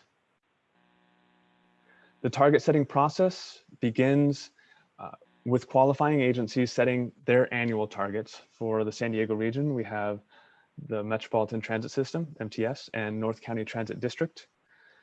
While transit agencies are setting targets annually, SANDAG, as the MPO, is required to set targets with each regional plan. So the following slide summarizes the 2020 proposed regional targets. And you'll see the table. So 4 measures makes all these targets. It's a little bit more than 4 measures in my mind. So the performance measures are listed on the left-hand side, followed by the targets towards the right, and they are separated by the type of service. So for fixed route bus, that is going to be your motor buses, your coach buses. For ADA paratransit, that is demand response. And then rail transit, that is trolley and sprinter. Regional regional targets were developed with MTS and NCTD staff by combining observed data from the National Transit Database for the last 5 years. So in developing these regional targets, we reviewed trends. We paid additional consideration for more recent data, anticipated external factors, and expected project delivery and program delivery to the extent we could. The following slides include charts, and these were added in as a request on the regional data and the proposed 2020 targets, with the exception of fatalities. I didn't make a chart for fatalities because pretty much everything is 0, and that doesn't make a very good chart. So we'll start off with injuries and then go through the remaining performance measures for these ones. So right now we have reportable injuries by transit service type. And so you can see in dark gray, that is going to be rail. The dark blue is going to be your fixed route bus. And then the light blue is your ADA paratransit. And they stay the same structure as we go through these charts. You can see rail has been trending down over the last several years. There's kind of a high number in 2015 and it stayed below that ever since. The targets on the far right, you can see in the 2020 column, those are just underneath the observed data for 2019. Similar with fixed route bus and the ADA paratransit, which is a very low number there at the bottom at 6. Next slide, please. For the rate measures, we're looking at line graphs on these ones, and you can see rail again is in the dark gray. There's a lot of change over time, high variability with rail, with a high number in 2015, coming down in 2016, and then kind of bumping through the next few years. And the target for 2020 off there at 1.2 is just underneath the 2019 value, bringing that line down even further. For bus, it's been relatively flat. There's been a little bit uptick recently in 2018, 2019. The 2020 target flattens that back out again. And then for the ADA paratransit in light blue at the bottom there, really small numbers, staying relatively flat and has a target of 0.1. Next slide, please. So looking at the safety events for transit service, again with rail in dark gray, a high number in 2015, staying lower than that ever since then. And then the 2020 targets just shy of the 2019 observed values. For bus, it has been increasing slightly. The 2020 target is bringing that back down again. And then for ADA paratransit, it's been relatively flat and trying to keep it that way as well. Next slide on events by rate. So here, they start looking the same, very similar trends on these. With rail, you have a high value in 2015, then flattening out over time, and the target just being just underneath the 2019 observed values. Same with bus, and then lastly, ADA paratransit at the bottom there at a target of 0.1, light blue. And then the last chart here. Next slide, please. Thank you. So here we have the, essentially, this one is looking at, on average, how far can you travel before there's a major mechanical failure or a breakdown on each of these transit services. So we can see there has been a declining trend on ADA paratransit. The target is trying to flatten that back out as well. And then in the dark gray line in the center there, you can see rail that is, again, slightly descending. The target is flattening that out.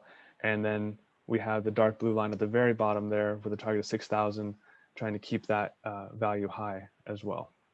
So that's it for the charts on these ones. Next slide, please.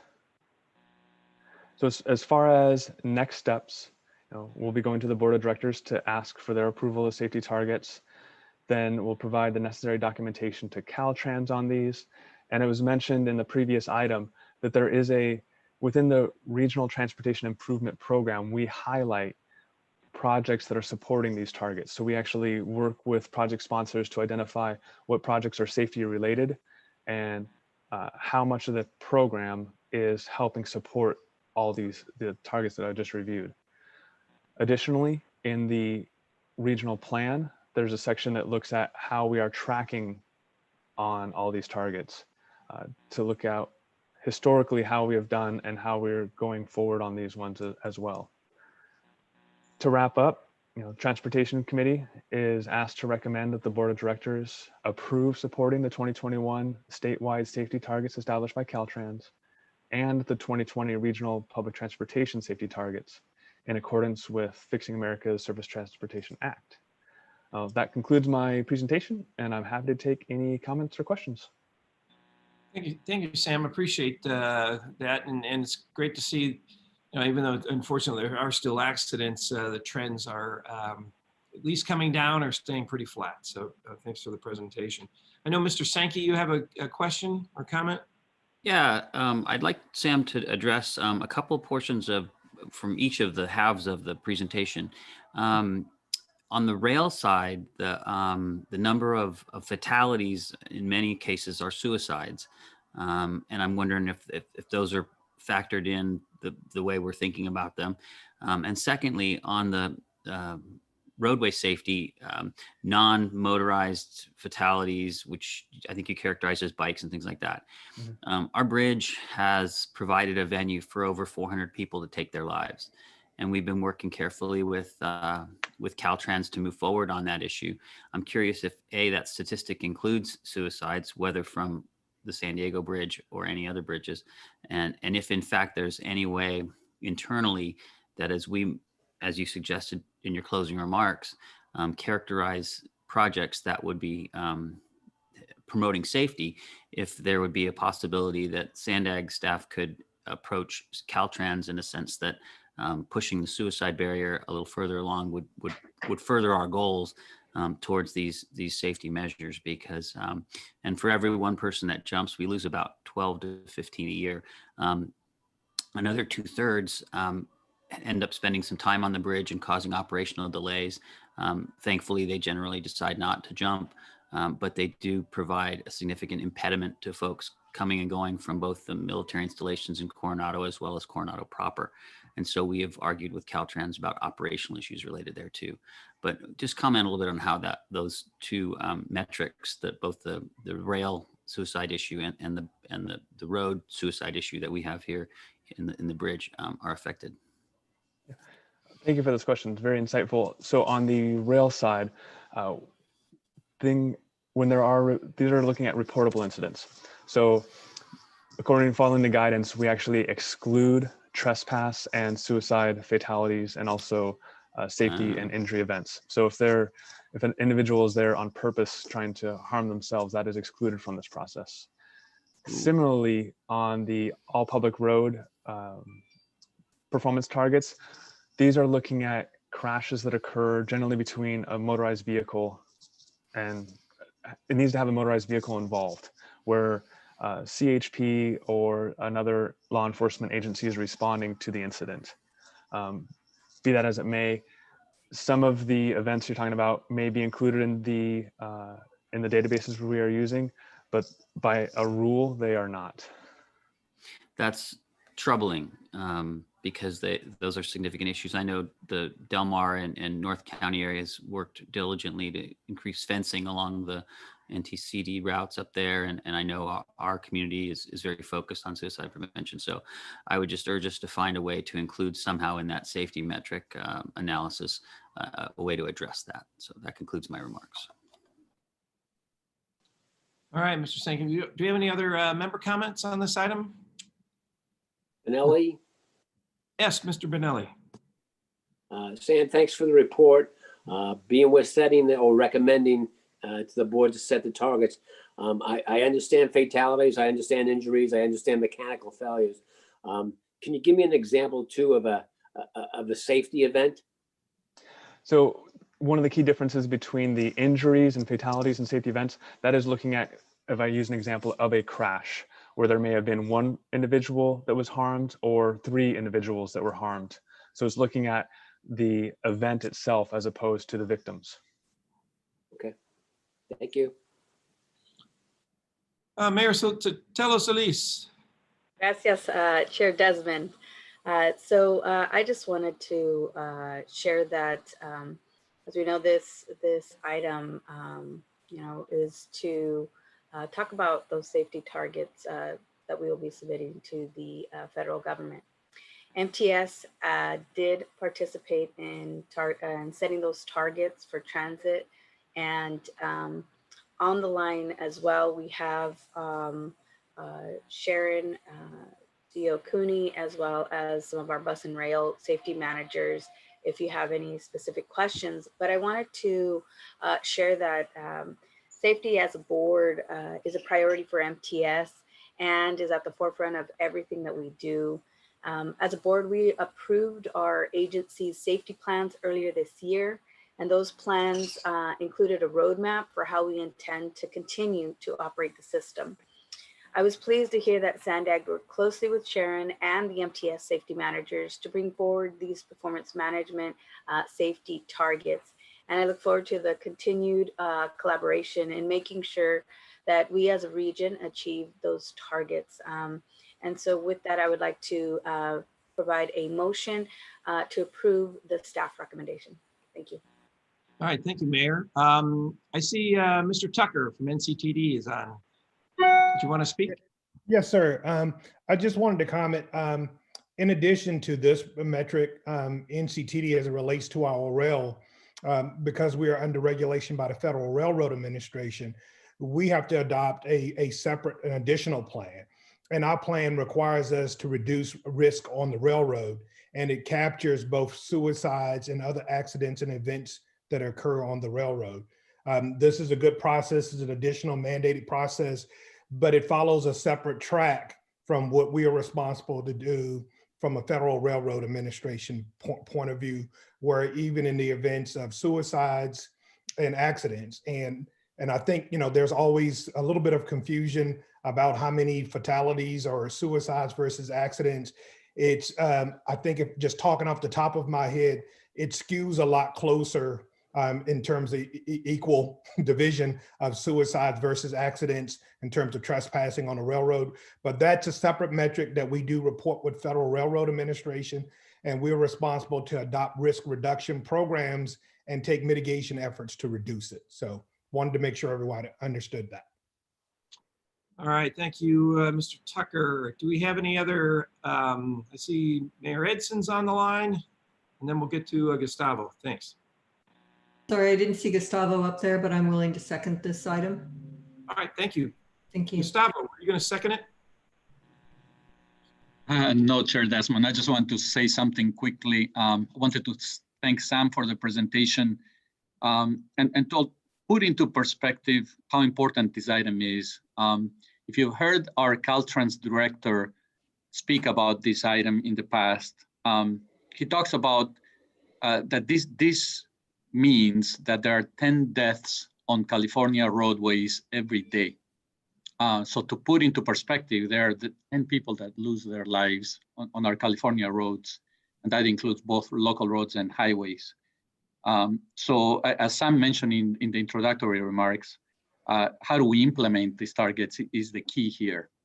And with the new 4-year state highway safety plan, there are some guiding principles that we're going to follow, which also, interestingly enough, also incorporate equity into the safety discussion. But also, some of these guiding principles also stress continuing doing the things that work, and also trying to accelerate advanced technology and being a little more proactive instead of just being reactive regarding safety. And concentrating on those areas where a lot of these fatalities occur, which, as Sam shared in his presentation, a lot of these also involve pedestrians and bikes, and we need to do better in that area. So how many of these deaths happen on our system here in the San Diego roadways? It's about 1 per day. That's just one too many. I get way too many notices every time that one of those happens on the state highway system, which ends up being about 2 per week.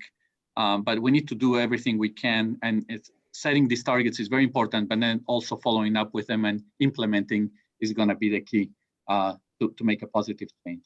Thank you. Thank you. Do we have any, I see Mr. West, good to see How you. you doing there? Good to All right. see you, Supervisor. I have a question that I think might really play into this. I think, around the region, we've been working, a lot of the cities have adopted some Vision Zero strategies that are really timely. And I think with this discussion that we're doing right here, I think it would behoove the Sandag Transportation Committee to move to staff to adopt Vision Zero in this realm. And I think it's this is a great strategy to help improve the safety of all of our residents around the county as far as traffic. So I'd like to see, if we are going to move this forward, that we adopt a Vision Zero strategy as well. I'm not that familiar with it, and it's not part of the agenda today. I don't know. Maybe we do it. Maybe we do it as maybe we look at that and move forward with a Vision Zero in the near future to be a portion of it. So the rest of the board can get up to speed. I obviously this is something that it was adopted in Sweden back in the 70s, but it's really just starting to take a hold in La Mesa and San Diego. I mean, in Imperial Beach as well. They've adopted it as well. So it might be something to look for really quickly. Well, and I don't know enough about it myself. It sounds like it probably would be maybe approved by this body, but I think we need more information before, but we'll let the other people weigh in on that. But I think we need more information before we make that part of this item today. It wasn't presented that way, but thanks, Mark. Okay, let's see. Francesca, do we have any public comments on this? Yes, we have one public comment. Okay. Or speaker, I'm sorry. Jack Shu. Okay. Mr. Shu.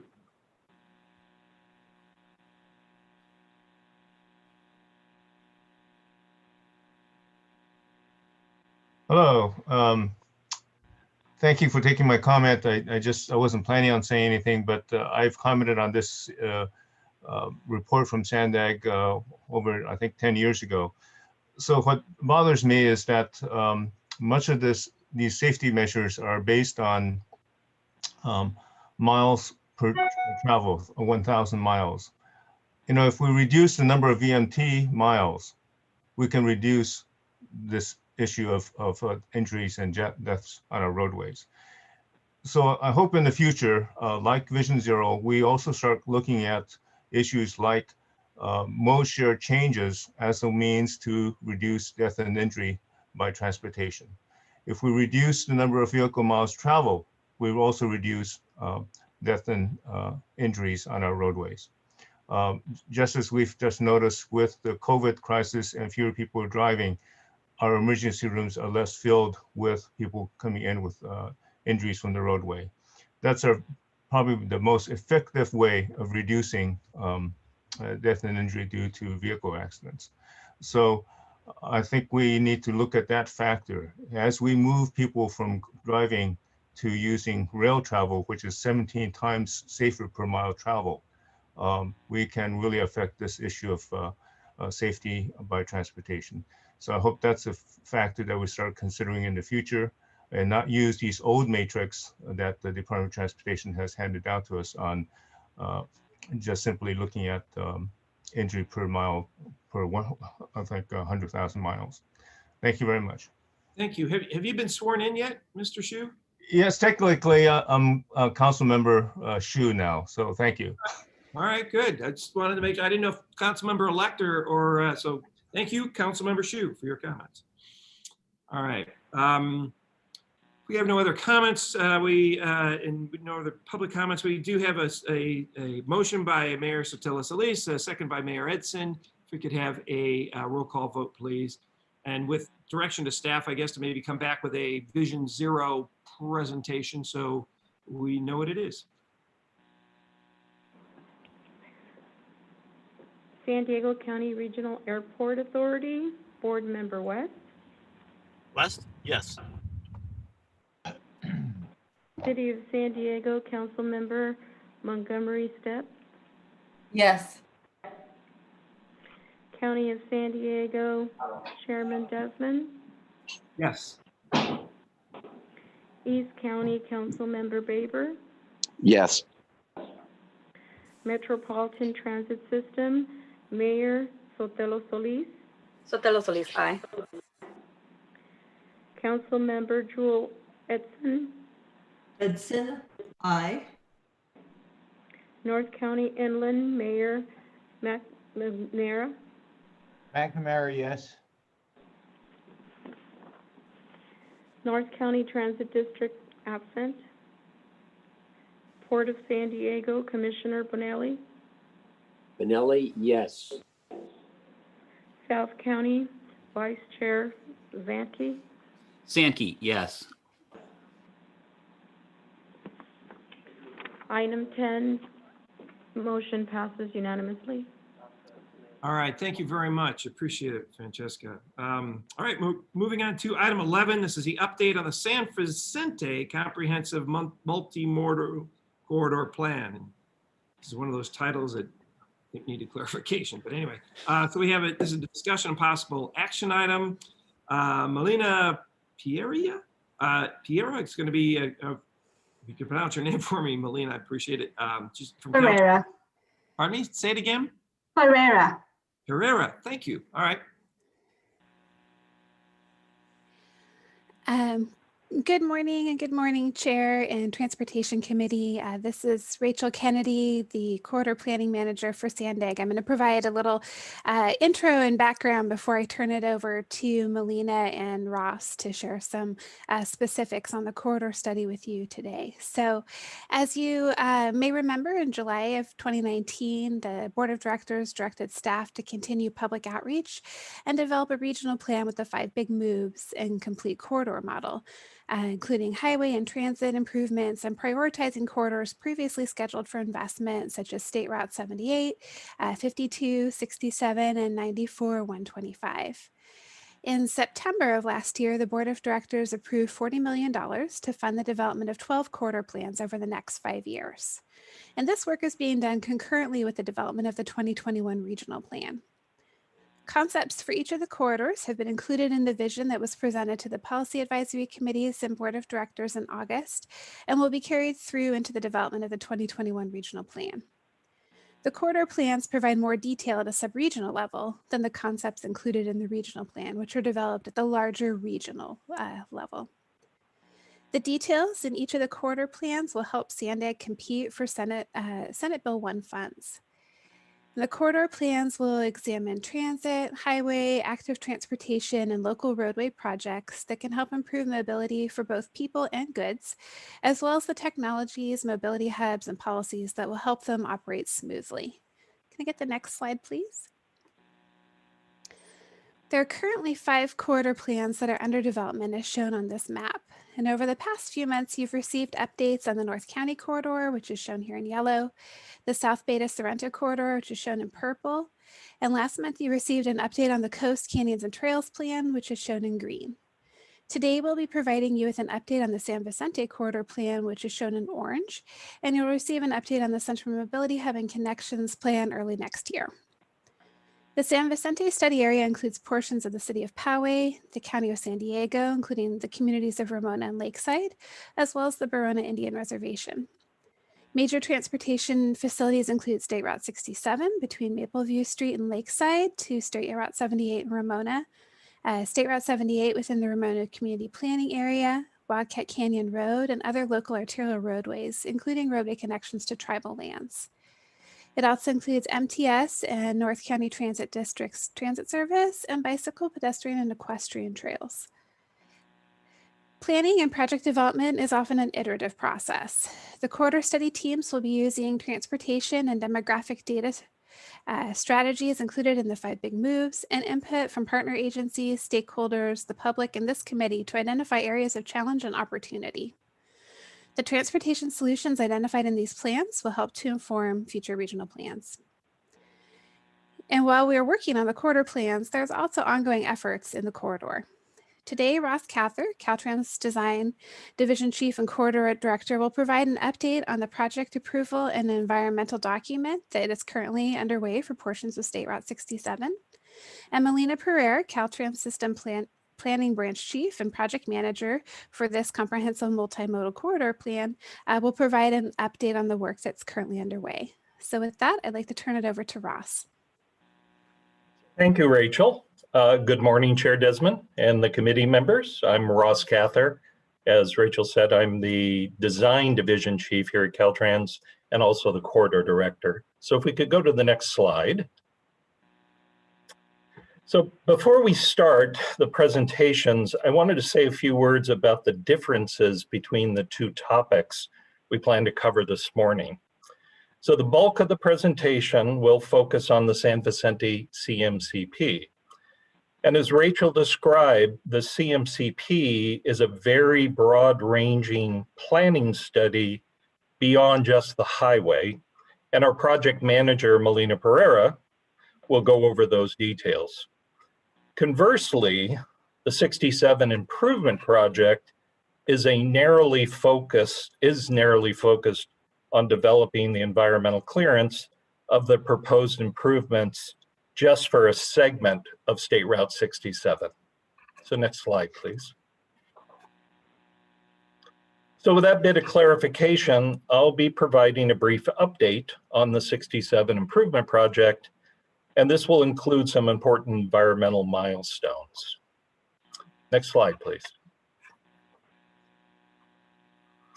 So as I've shared with the committee in the past, we've broken this up in the 16-mile long corridor into 6 segments. And these segments are separated by the 7 major intersections. Our focus will be to determine the appropriate design alternative that best fits the unique characteristics of each particular segment. Now, potentially each segment could have a unique solution. So at this point, we've identified multiple design alternatives, but as we move through the environmental process, additional alternatives could be identified and alternatives could be modified. So next slide, please. But consistent with the environmental process, alternatives must be measured against the project's purpose and need.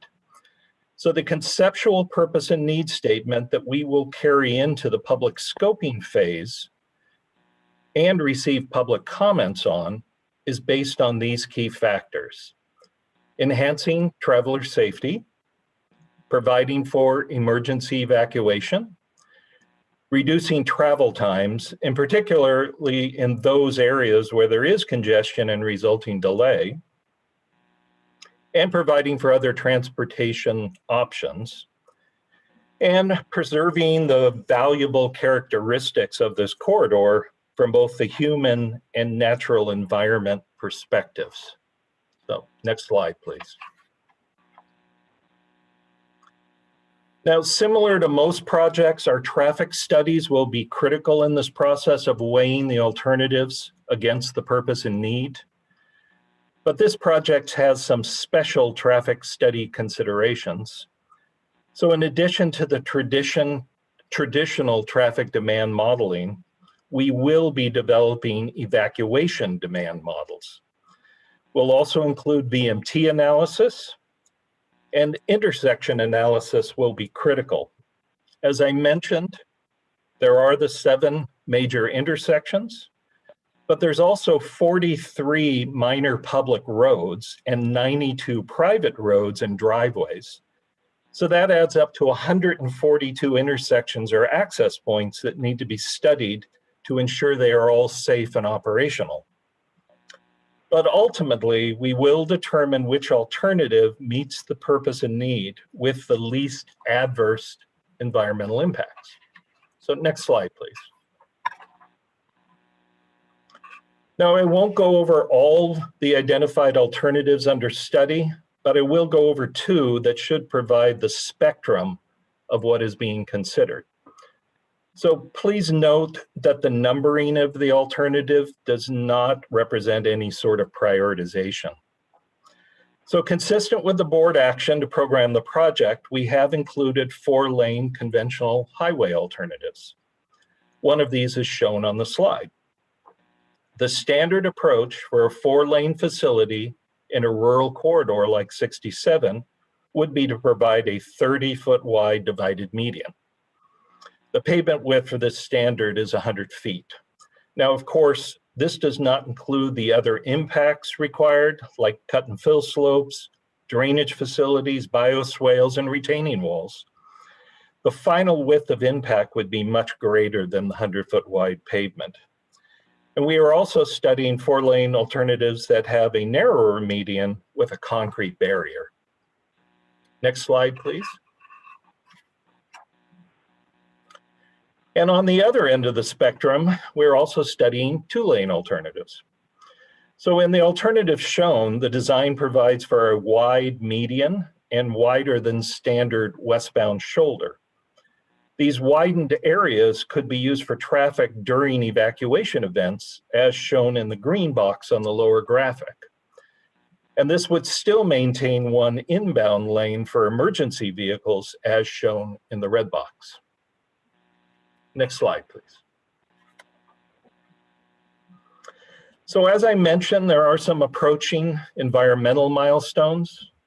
We plan to post the notice of preparation for the EIS-EIR on January 11th, and to announce the beginning of this 30-day public scoping period, in addition to robust social media and paid advertisements. We will be sending letters to federal, state, and local agencies, to tribal governments, to community planning groups, and the public that live nearby the project limits. And we're also planning for a public scoping meeting on January 27th using an online virtual process. So, and lastly, I wanted to mention the coordination between the improvement project and the CMCP. We are ensuring that the team from the improvement project participate in the CMCP efforts, and that the CMCP team participate in the project efforts to ensure that these two efforts stay in alignment. So now I'll turn it over to Melina for the CMCP portion of the presentation. Thank you, Ross. Good morning, Chair Desmond and members of the Transportation Committee. My name is Melina Pereira from Caltrans. I'm the project manager for the San Vicente CMCP, and today I will give you an update on the work being done on this corridor plan. Next slide, please.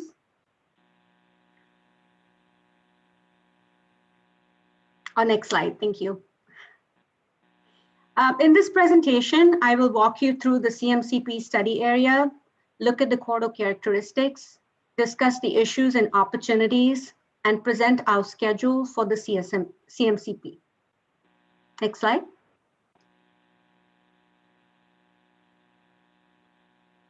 As Rachel Kennedy mentioned earlier, the San Vicente corridor is one of 5 corridors in the first phase of the CMCP development, as approved by the SANDAG Board of Directors in September of 2019.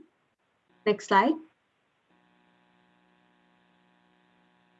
So there are a number of policies that feed into the CMCP process: federal guidelines, state goals, the regional plan, and local city and county general plans. What comes out is a suite of balanced transportation solutions. For the San Vicente CMCP, these balanced transportation solutions will address fire evacuation, emergency preparedness, highway improvements, multimodal improvements, local road and network improvements, and wildlife connectivity and sustainability for the corridor. So the CMCP will be a comprehensive vision that creates a safe, sustainable, efficient, and socially equitable multimodal transportation ecosystem, and provides a blueprint for future transportation investment decisions within the study area. Next slide. The San Vicente CMCP study area stretches along 67 from Mapleview Street in Lakeside to 78 in downtown Ramona. The stretch of 67 contained in this corridor is a conventional 2-lane highway. The corridor is predominantly rural and includes 23 census tracts. So Ross just presented the 67 highway improvement project, which has a very specific purpose and need. The CMCP, however, is much broader than that, and its area of influence is much wider.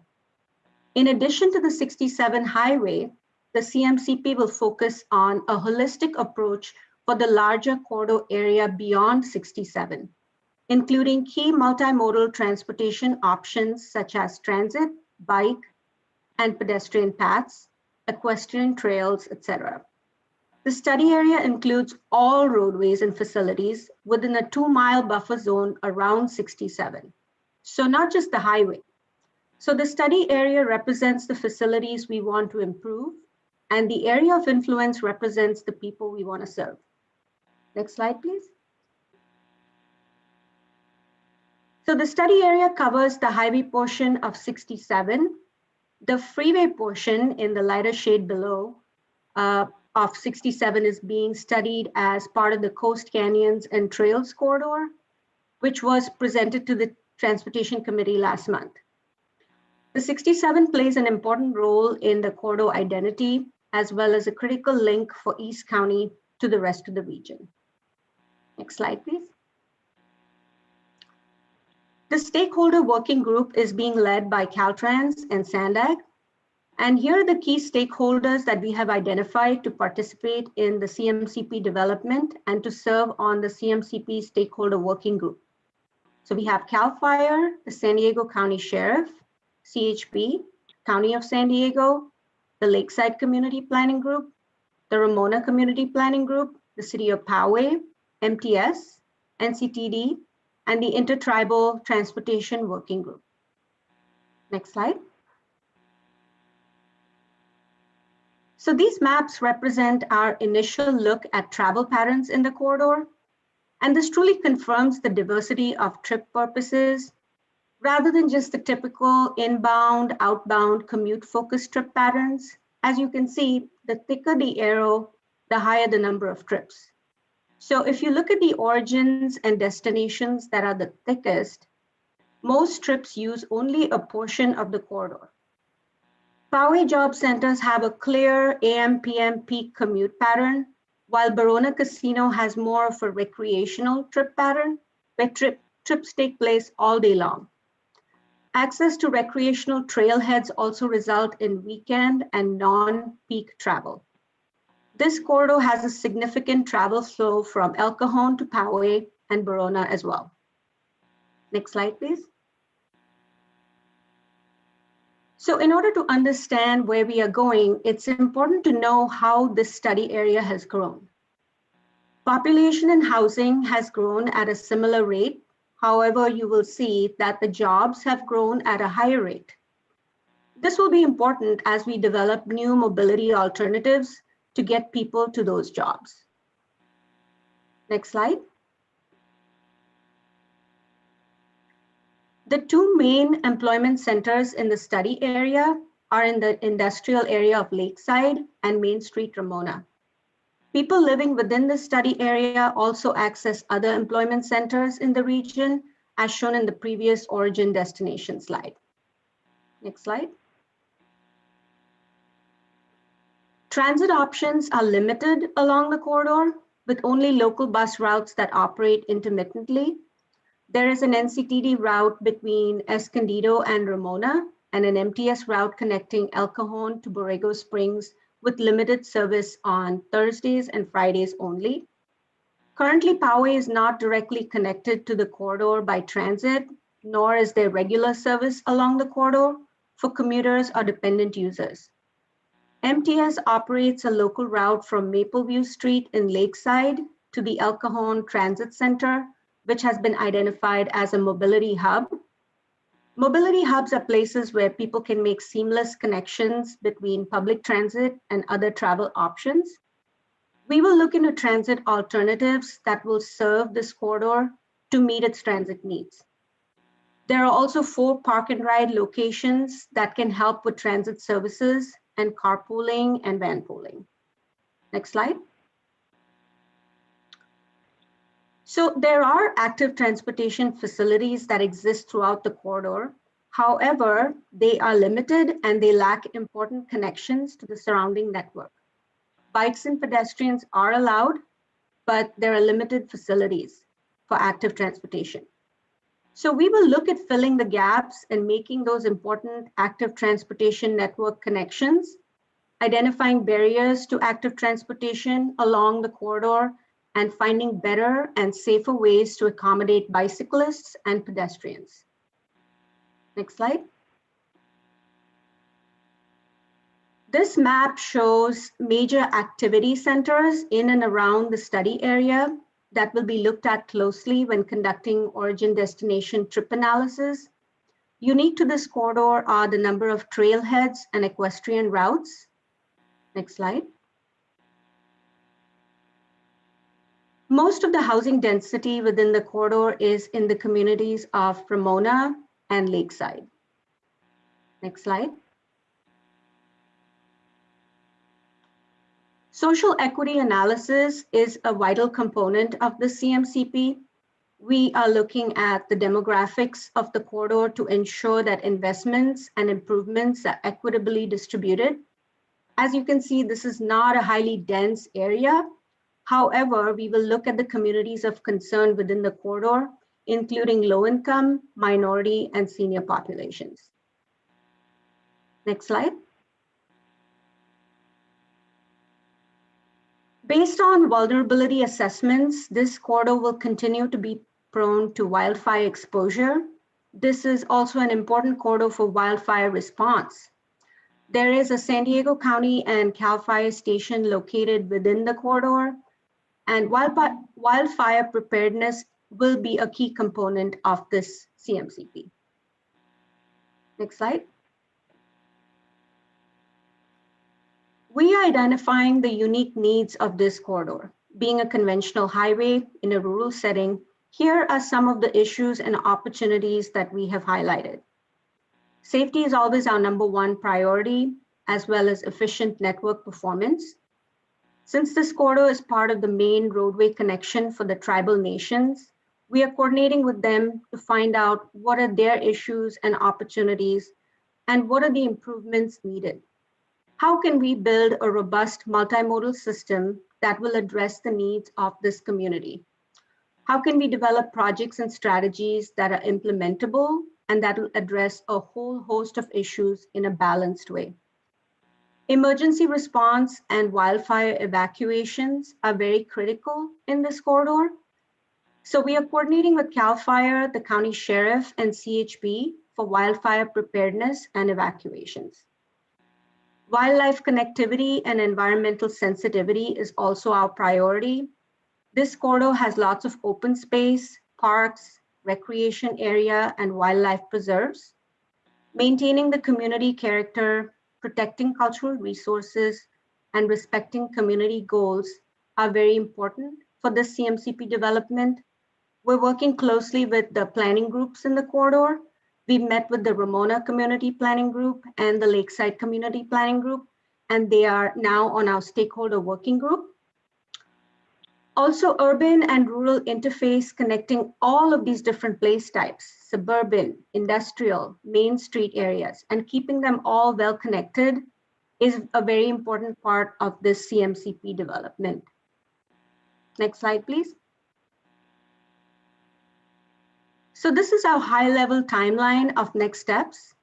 We began our initial stakeholder engagement and data collection. Last week, we got our consultant on board. We're working to establish our baseline and existing conditions for this corridor, as well as finalizing performance measures with our stakeholders. With that information, we will develop projects and strategies to be analyzed for performance and phasing. Our goal is to have the draft document by next summer. Throughout the process, we will be soliciting feedback and conducting public engagement. And the last slide. Oh, this is the public information. Sandag and Caltrans are committed to keeping our communities informed. So this is the information. If you need to contact any of these sites on this slide. And the last slide. So here's our contact information. If you have any questions about the CMCP, you can contact me or Alex Estrella, who is the Sandag lead. For questions regarding the 67 highway improvement project, you can contact Ross Cather, who is the corridor director, and Marvin Canton, who is the project manager. Thank you, and I will open it up for questions. Melina, thank you so much. Thank you. I'm sorry, did somebody else have a comment? Nope, thought I heard somebody weighing in. Just want to say thank you very much for the presentation. Do we have any member comments or questions? Chair Desmond, this is Monica Montgomery Step. I do have one question. Yeah, go ahead, Councilmember. Thank you. Thank you for the presentation. I just had one question about the study area and the Verona Casino and Reservation area that is listed as a part of the study area. There are 2 additional reservations within that area. The Capitan Grande Reservation in Inaha and Cosmet reservations. Are they included in the study area as well? So I just wanted to clarify the study area and the areas of influence. So the study area is the worm looking, well, if you can go back to slide number 15. Maybe easier to look at it. So as you can see on the slide, the study area is that darker shade, and the area of influence is the lighter shade. So any of the improvements will be more in the study area, but yes, we are looking at the lighter census tracts that are on this map, and they will be considered as the area of influence. Okay, so just, you mentioned the 23 census tracts, right? Is that in the area of influence or the larger area? So the 23 census tracts are the entire light shaded area. So some of them do fall within the study area, but most of them are in the area of influence. Okay, so but those 2 additional reservations are in the not in the area of influence then, is what? They are in the area of influence, but they're not in the study area. The area, okay. Oh, go ahead, I thought. Oh, sorry, just to council member, just to provide a little more context as well. We recently did make a presentation to the Tribal Transportation Working Group as well, which includes representation from all the tribes within the region. And they also appointed a member to participate within the stakeholder working group to coordinate with the tribes within this larger area. And we will be continuing to bring information to the Tribal Transportation Working Group throughout the course of the study to keep them updated and provide opportunities for all of the members to be providing input as well. Okay. Thank you, Rachel. Sure. So you're saying that that could possibly change based on feedback from the group? We don't anticipate the study area itself changing, but we are looking for input from the larger Tribal Transportation Working Group as well. So we will be having that dialogue with that working group and receiving and providing information to them. But we anticipate that the study area and area of influence will stay with what is currently reflected on the map here. Okay, thank you. Sure. Do we have any other member comments, questions? Could you, I don't know, I'm having trouble seeing everybody's picture, I guess, with the slides up. So I don't know, is there any other members' comments? I guess I would like just to make a brief comment on 67. You know, the county, a lot of us is in the county area here, has been criticized by the fact of, you know, why wasn't 67 expanded when, you know, housing was going in there? And I just kind of want to remind any critics of the county is that since 2004, when the vote took place on Transnet 2, the 67 was supposed to expand to a continuous 4-lane facility, including environmental enhancements from Maple View to Dye Street. And now since that potentially has changed is why we're still discussing it today. And the taxpayers of that region since 2008 and until 2048 are going to be paying for that. And which is why I'd be advocating for the 4-lane option going forward. Do we have any, without any other member comments, are there public comments on this? I think Mr. Summer called in earlier on this, if he's available, or others. Francesca, if you want to just call on people. Yes, we do. And Robin Joy Maxon is a speaker.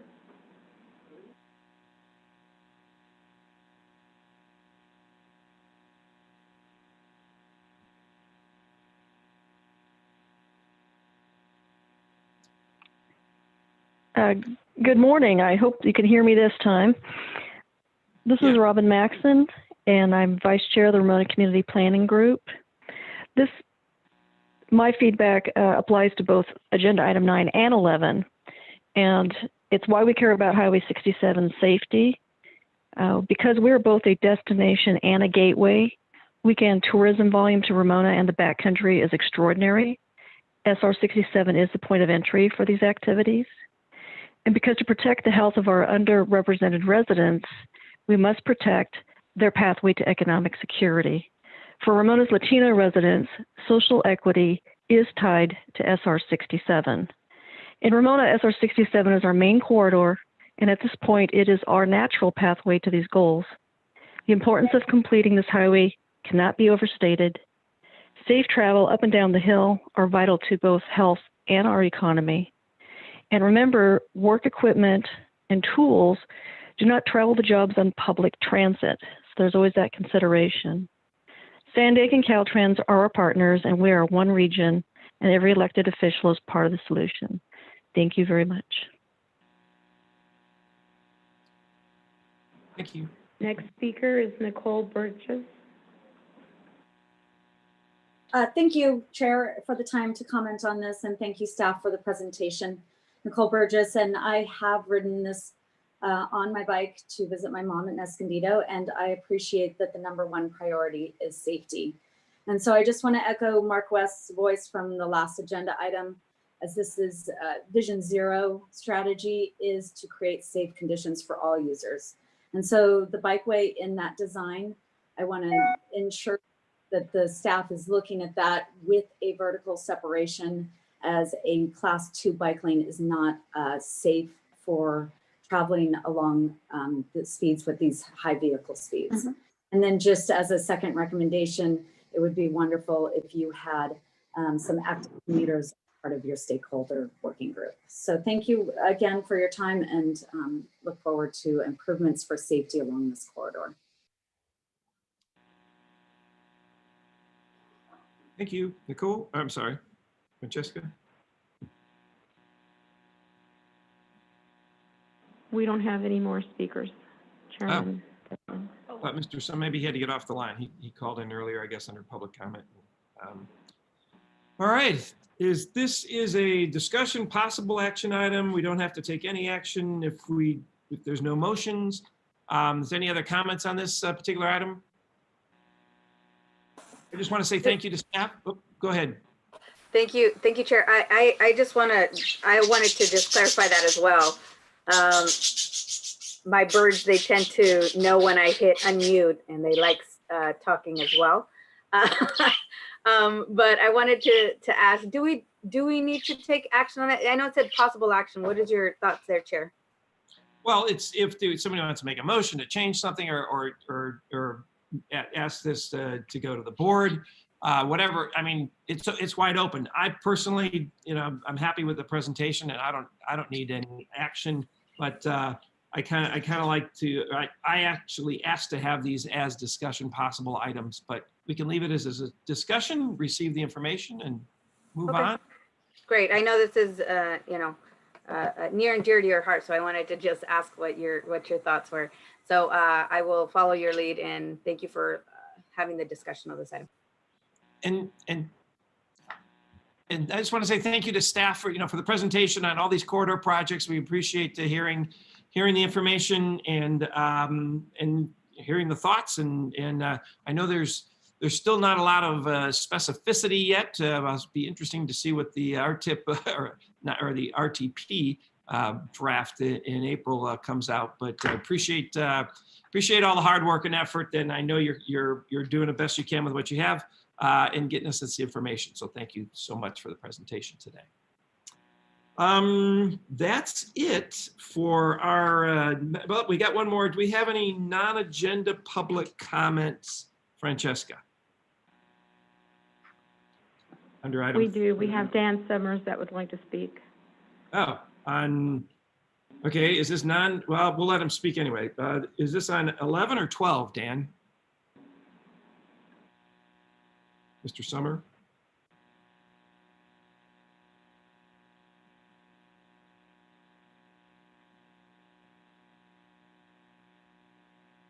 Dan, you're self-muted. Can you unmute?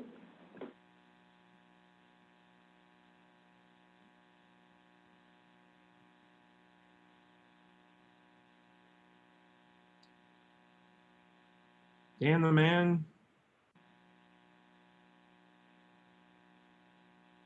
Mr. Summers, you've been allowed to talk, but you are on self-mute.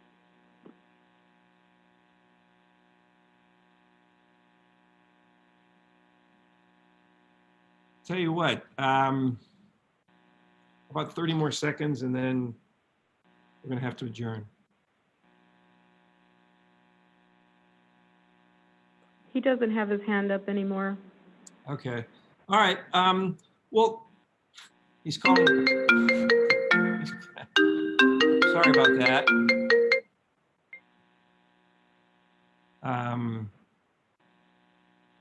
Apparently he has my personal phone number. He's calling that. If we can't get him in, we can't get him in. So anyway, our next board meeting, our next transportation committee has not yet been scheduled. There's going to be some changes probably next year in the committee members. I'd like to thank everybody for their time and effort for this entire year. It's been an honor to be your chair of the committee. I've tried to be fair and honest and balanced throughout this whole thing, and I appreciate everybody's participation and like I said, giving me the honor to be the chair of this committee. As I've learned a lot and I've got to learn and get to know many of you as well. So I have a hunch there's going to be a different chair starting next month, but thanks everybody for your time. I'm sure a new calendar will be coming out and the Transportation Committee will continue on with the great work. So with that, meeting's adjourned. Thank you.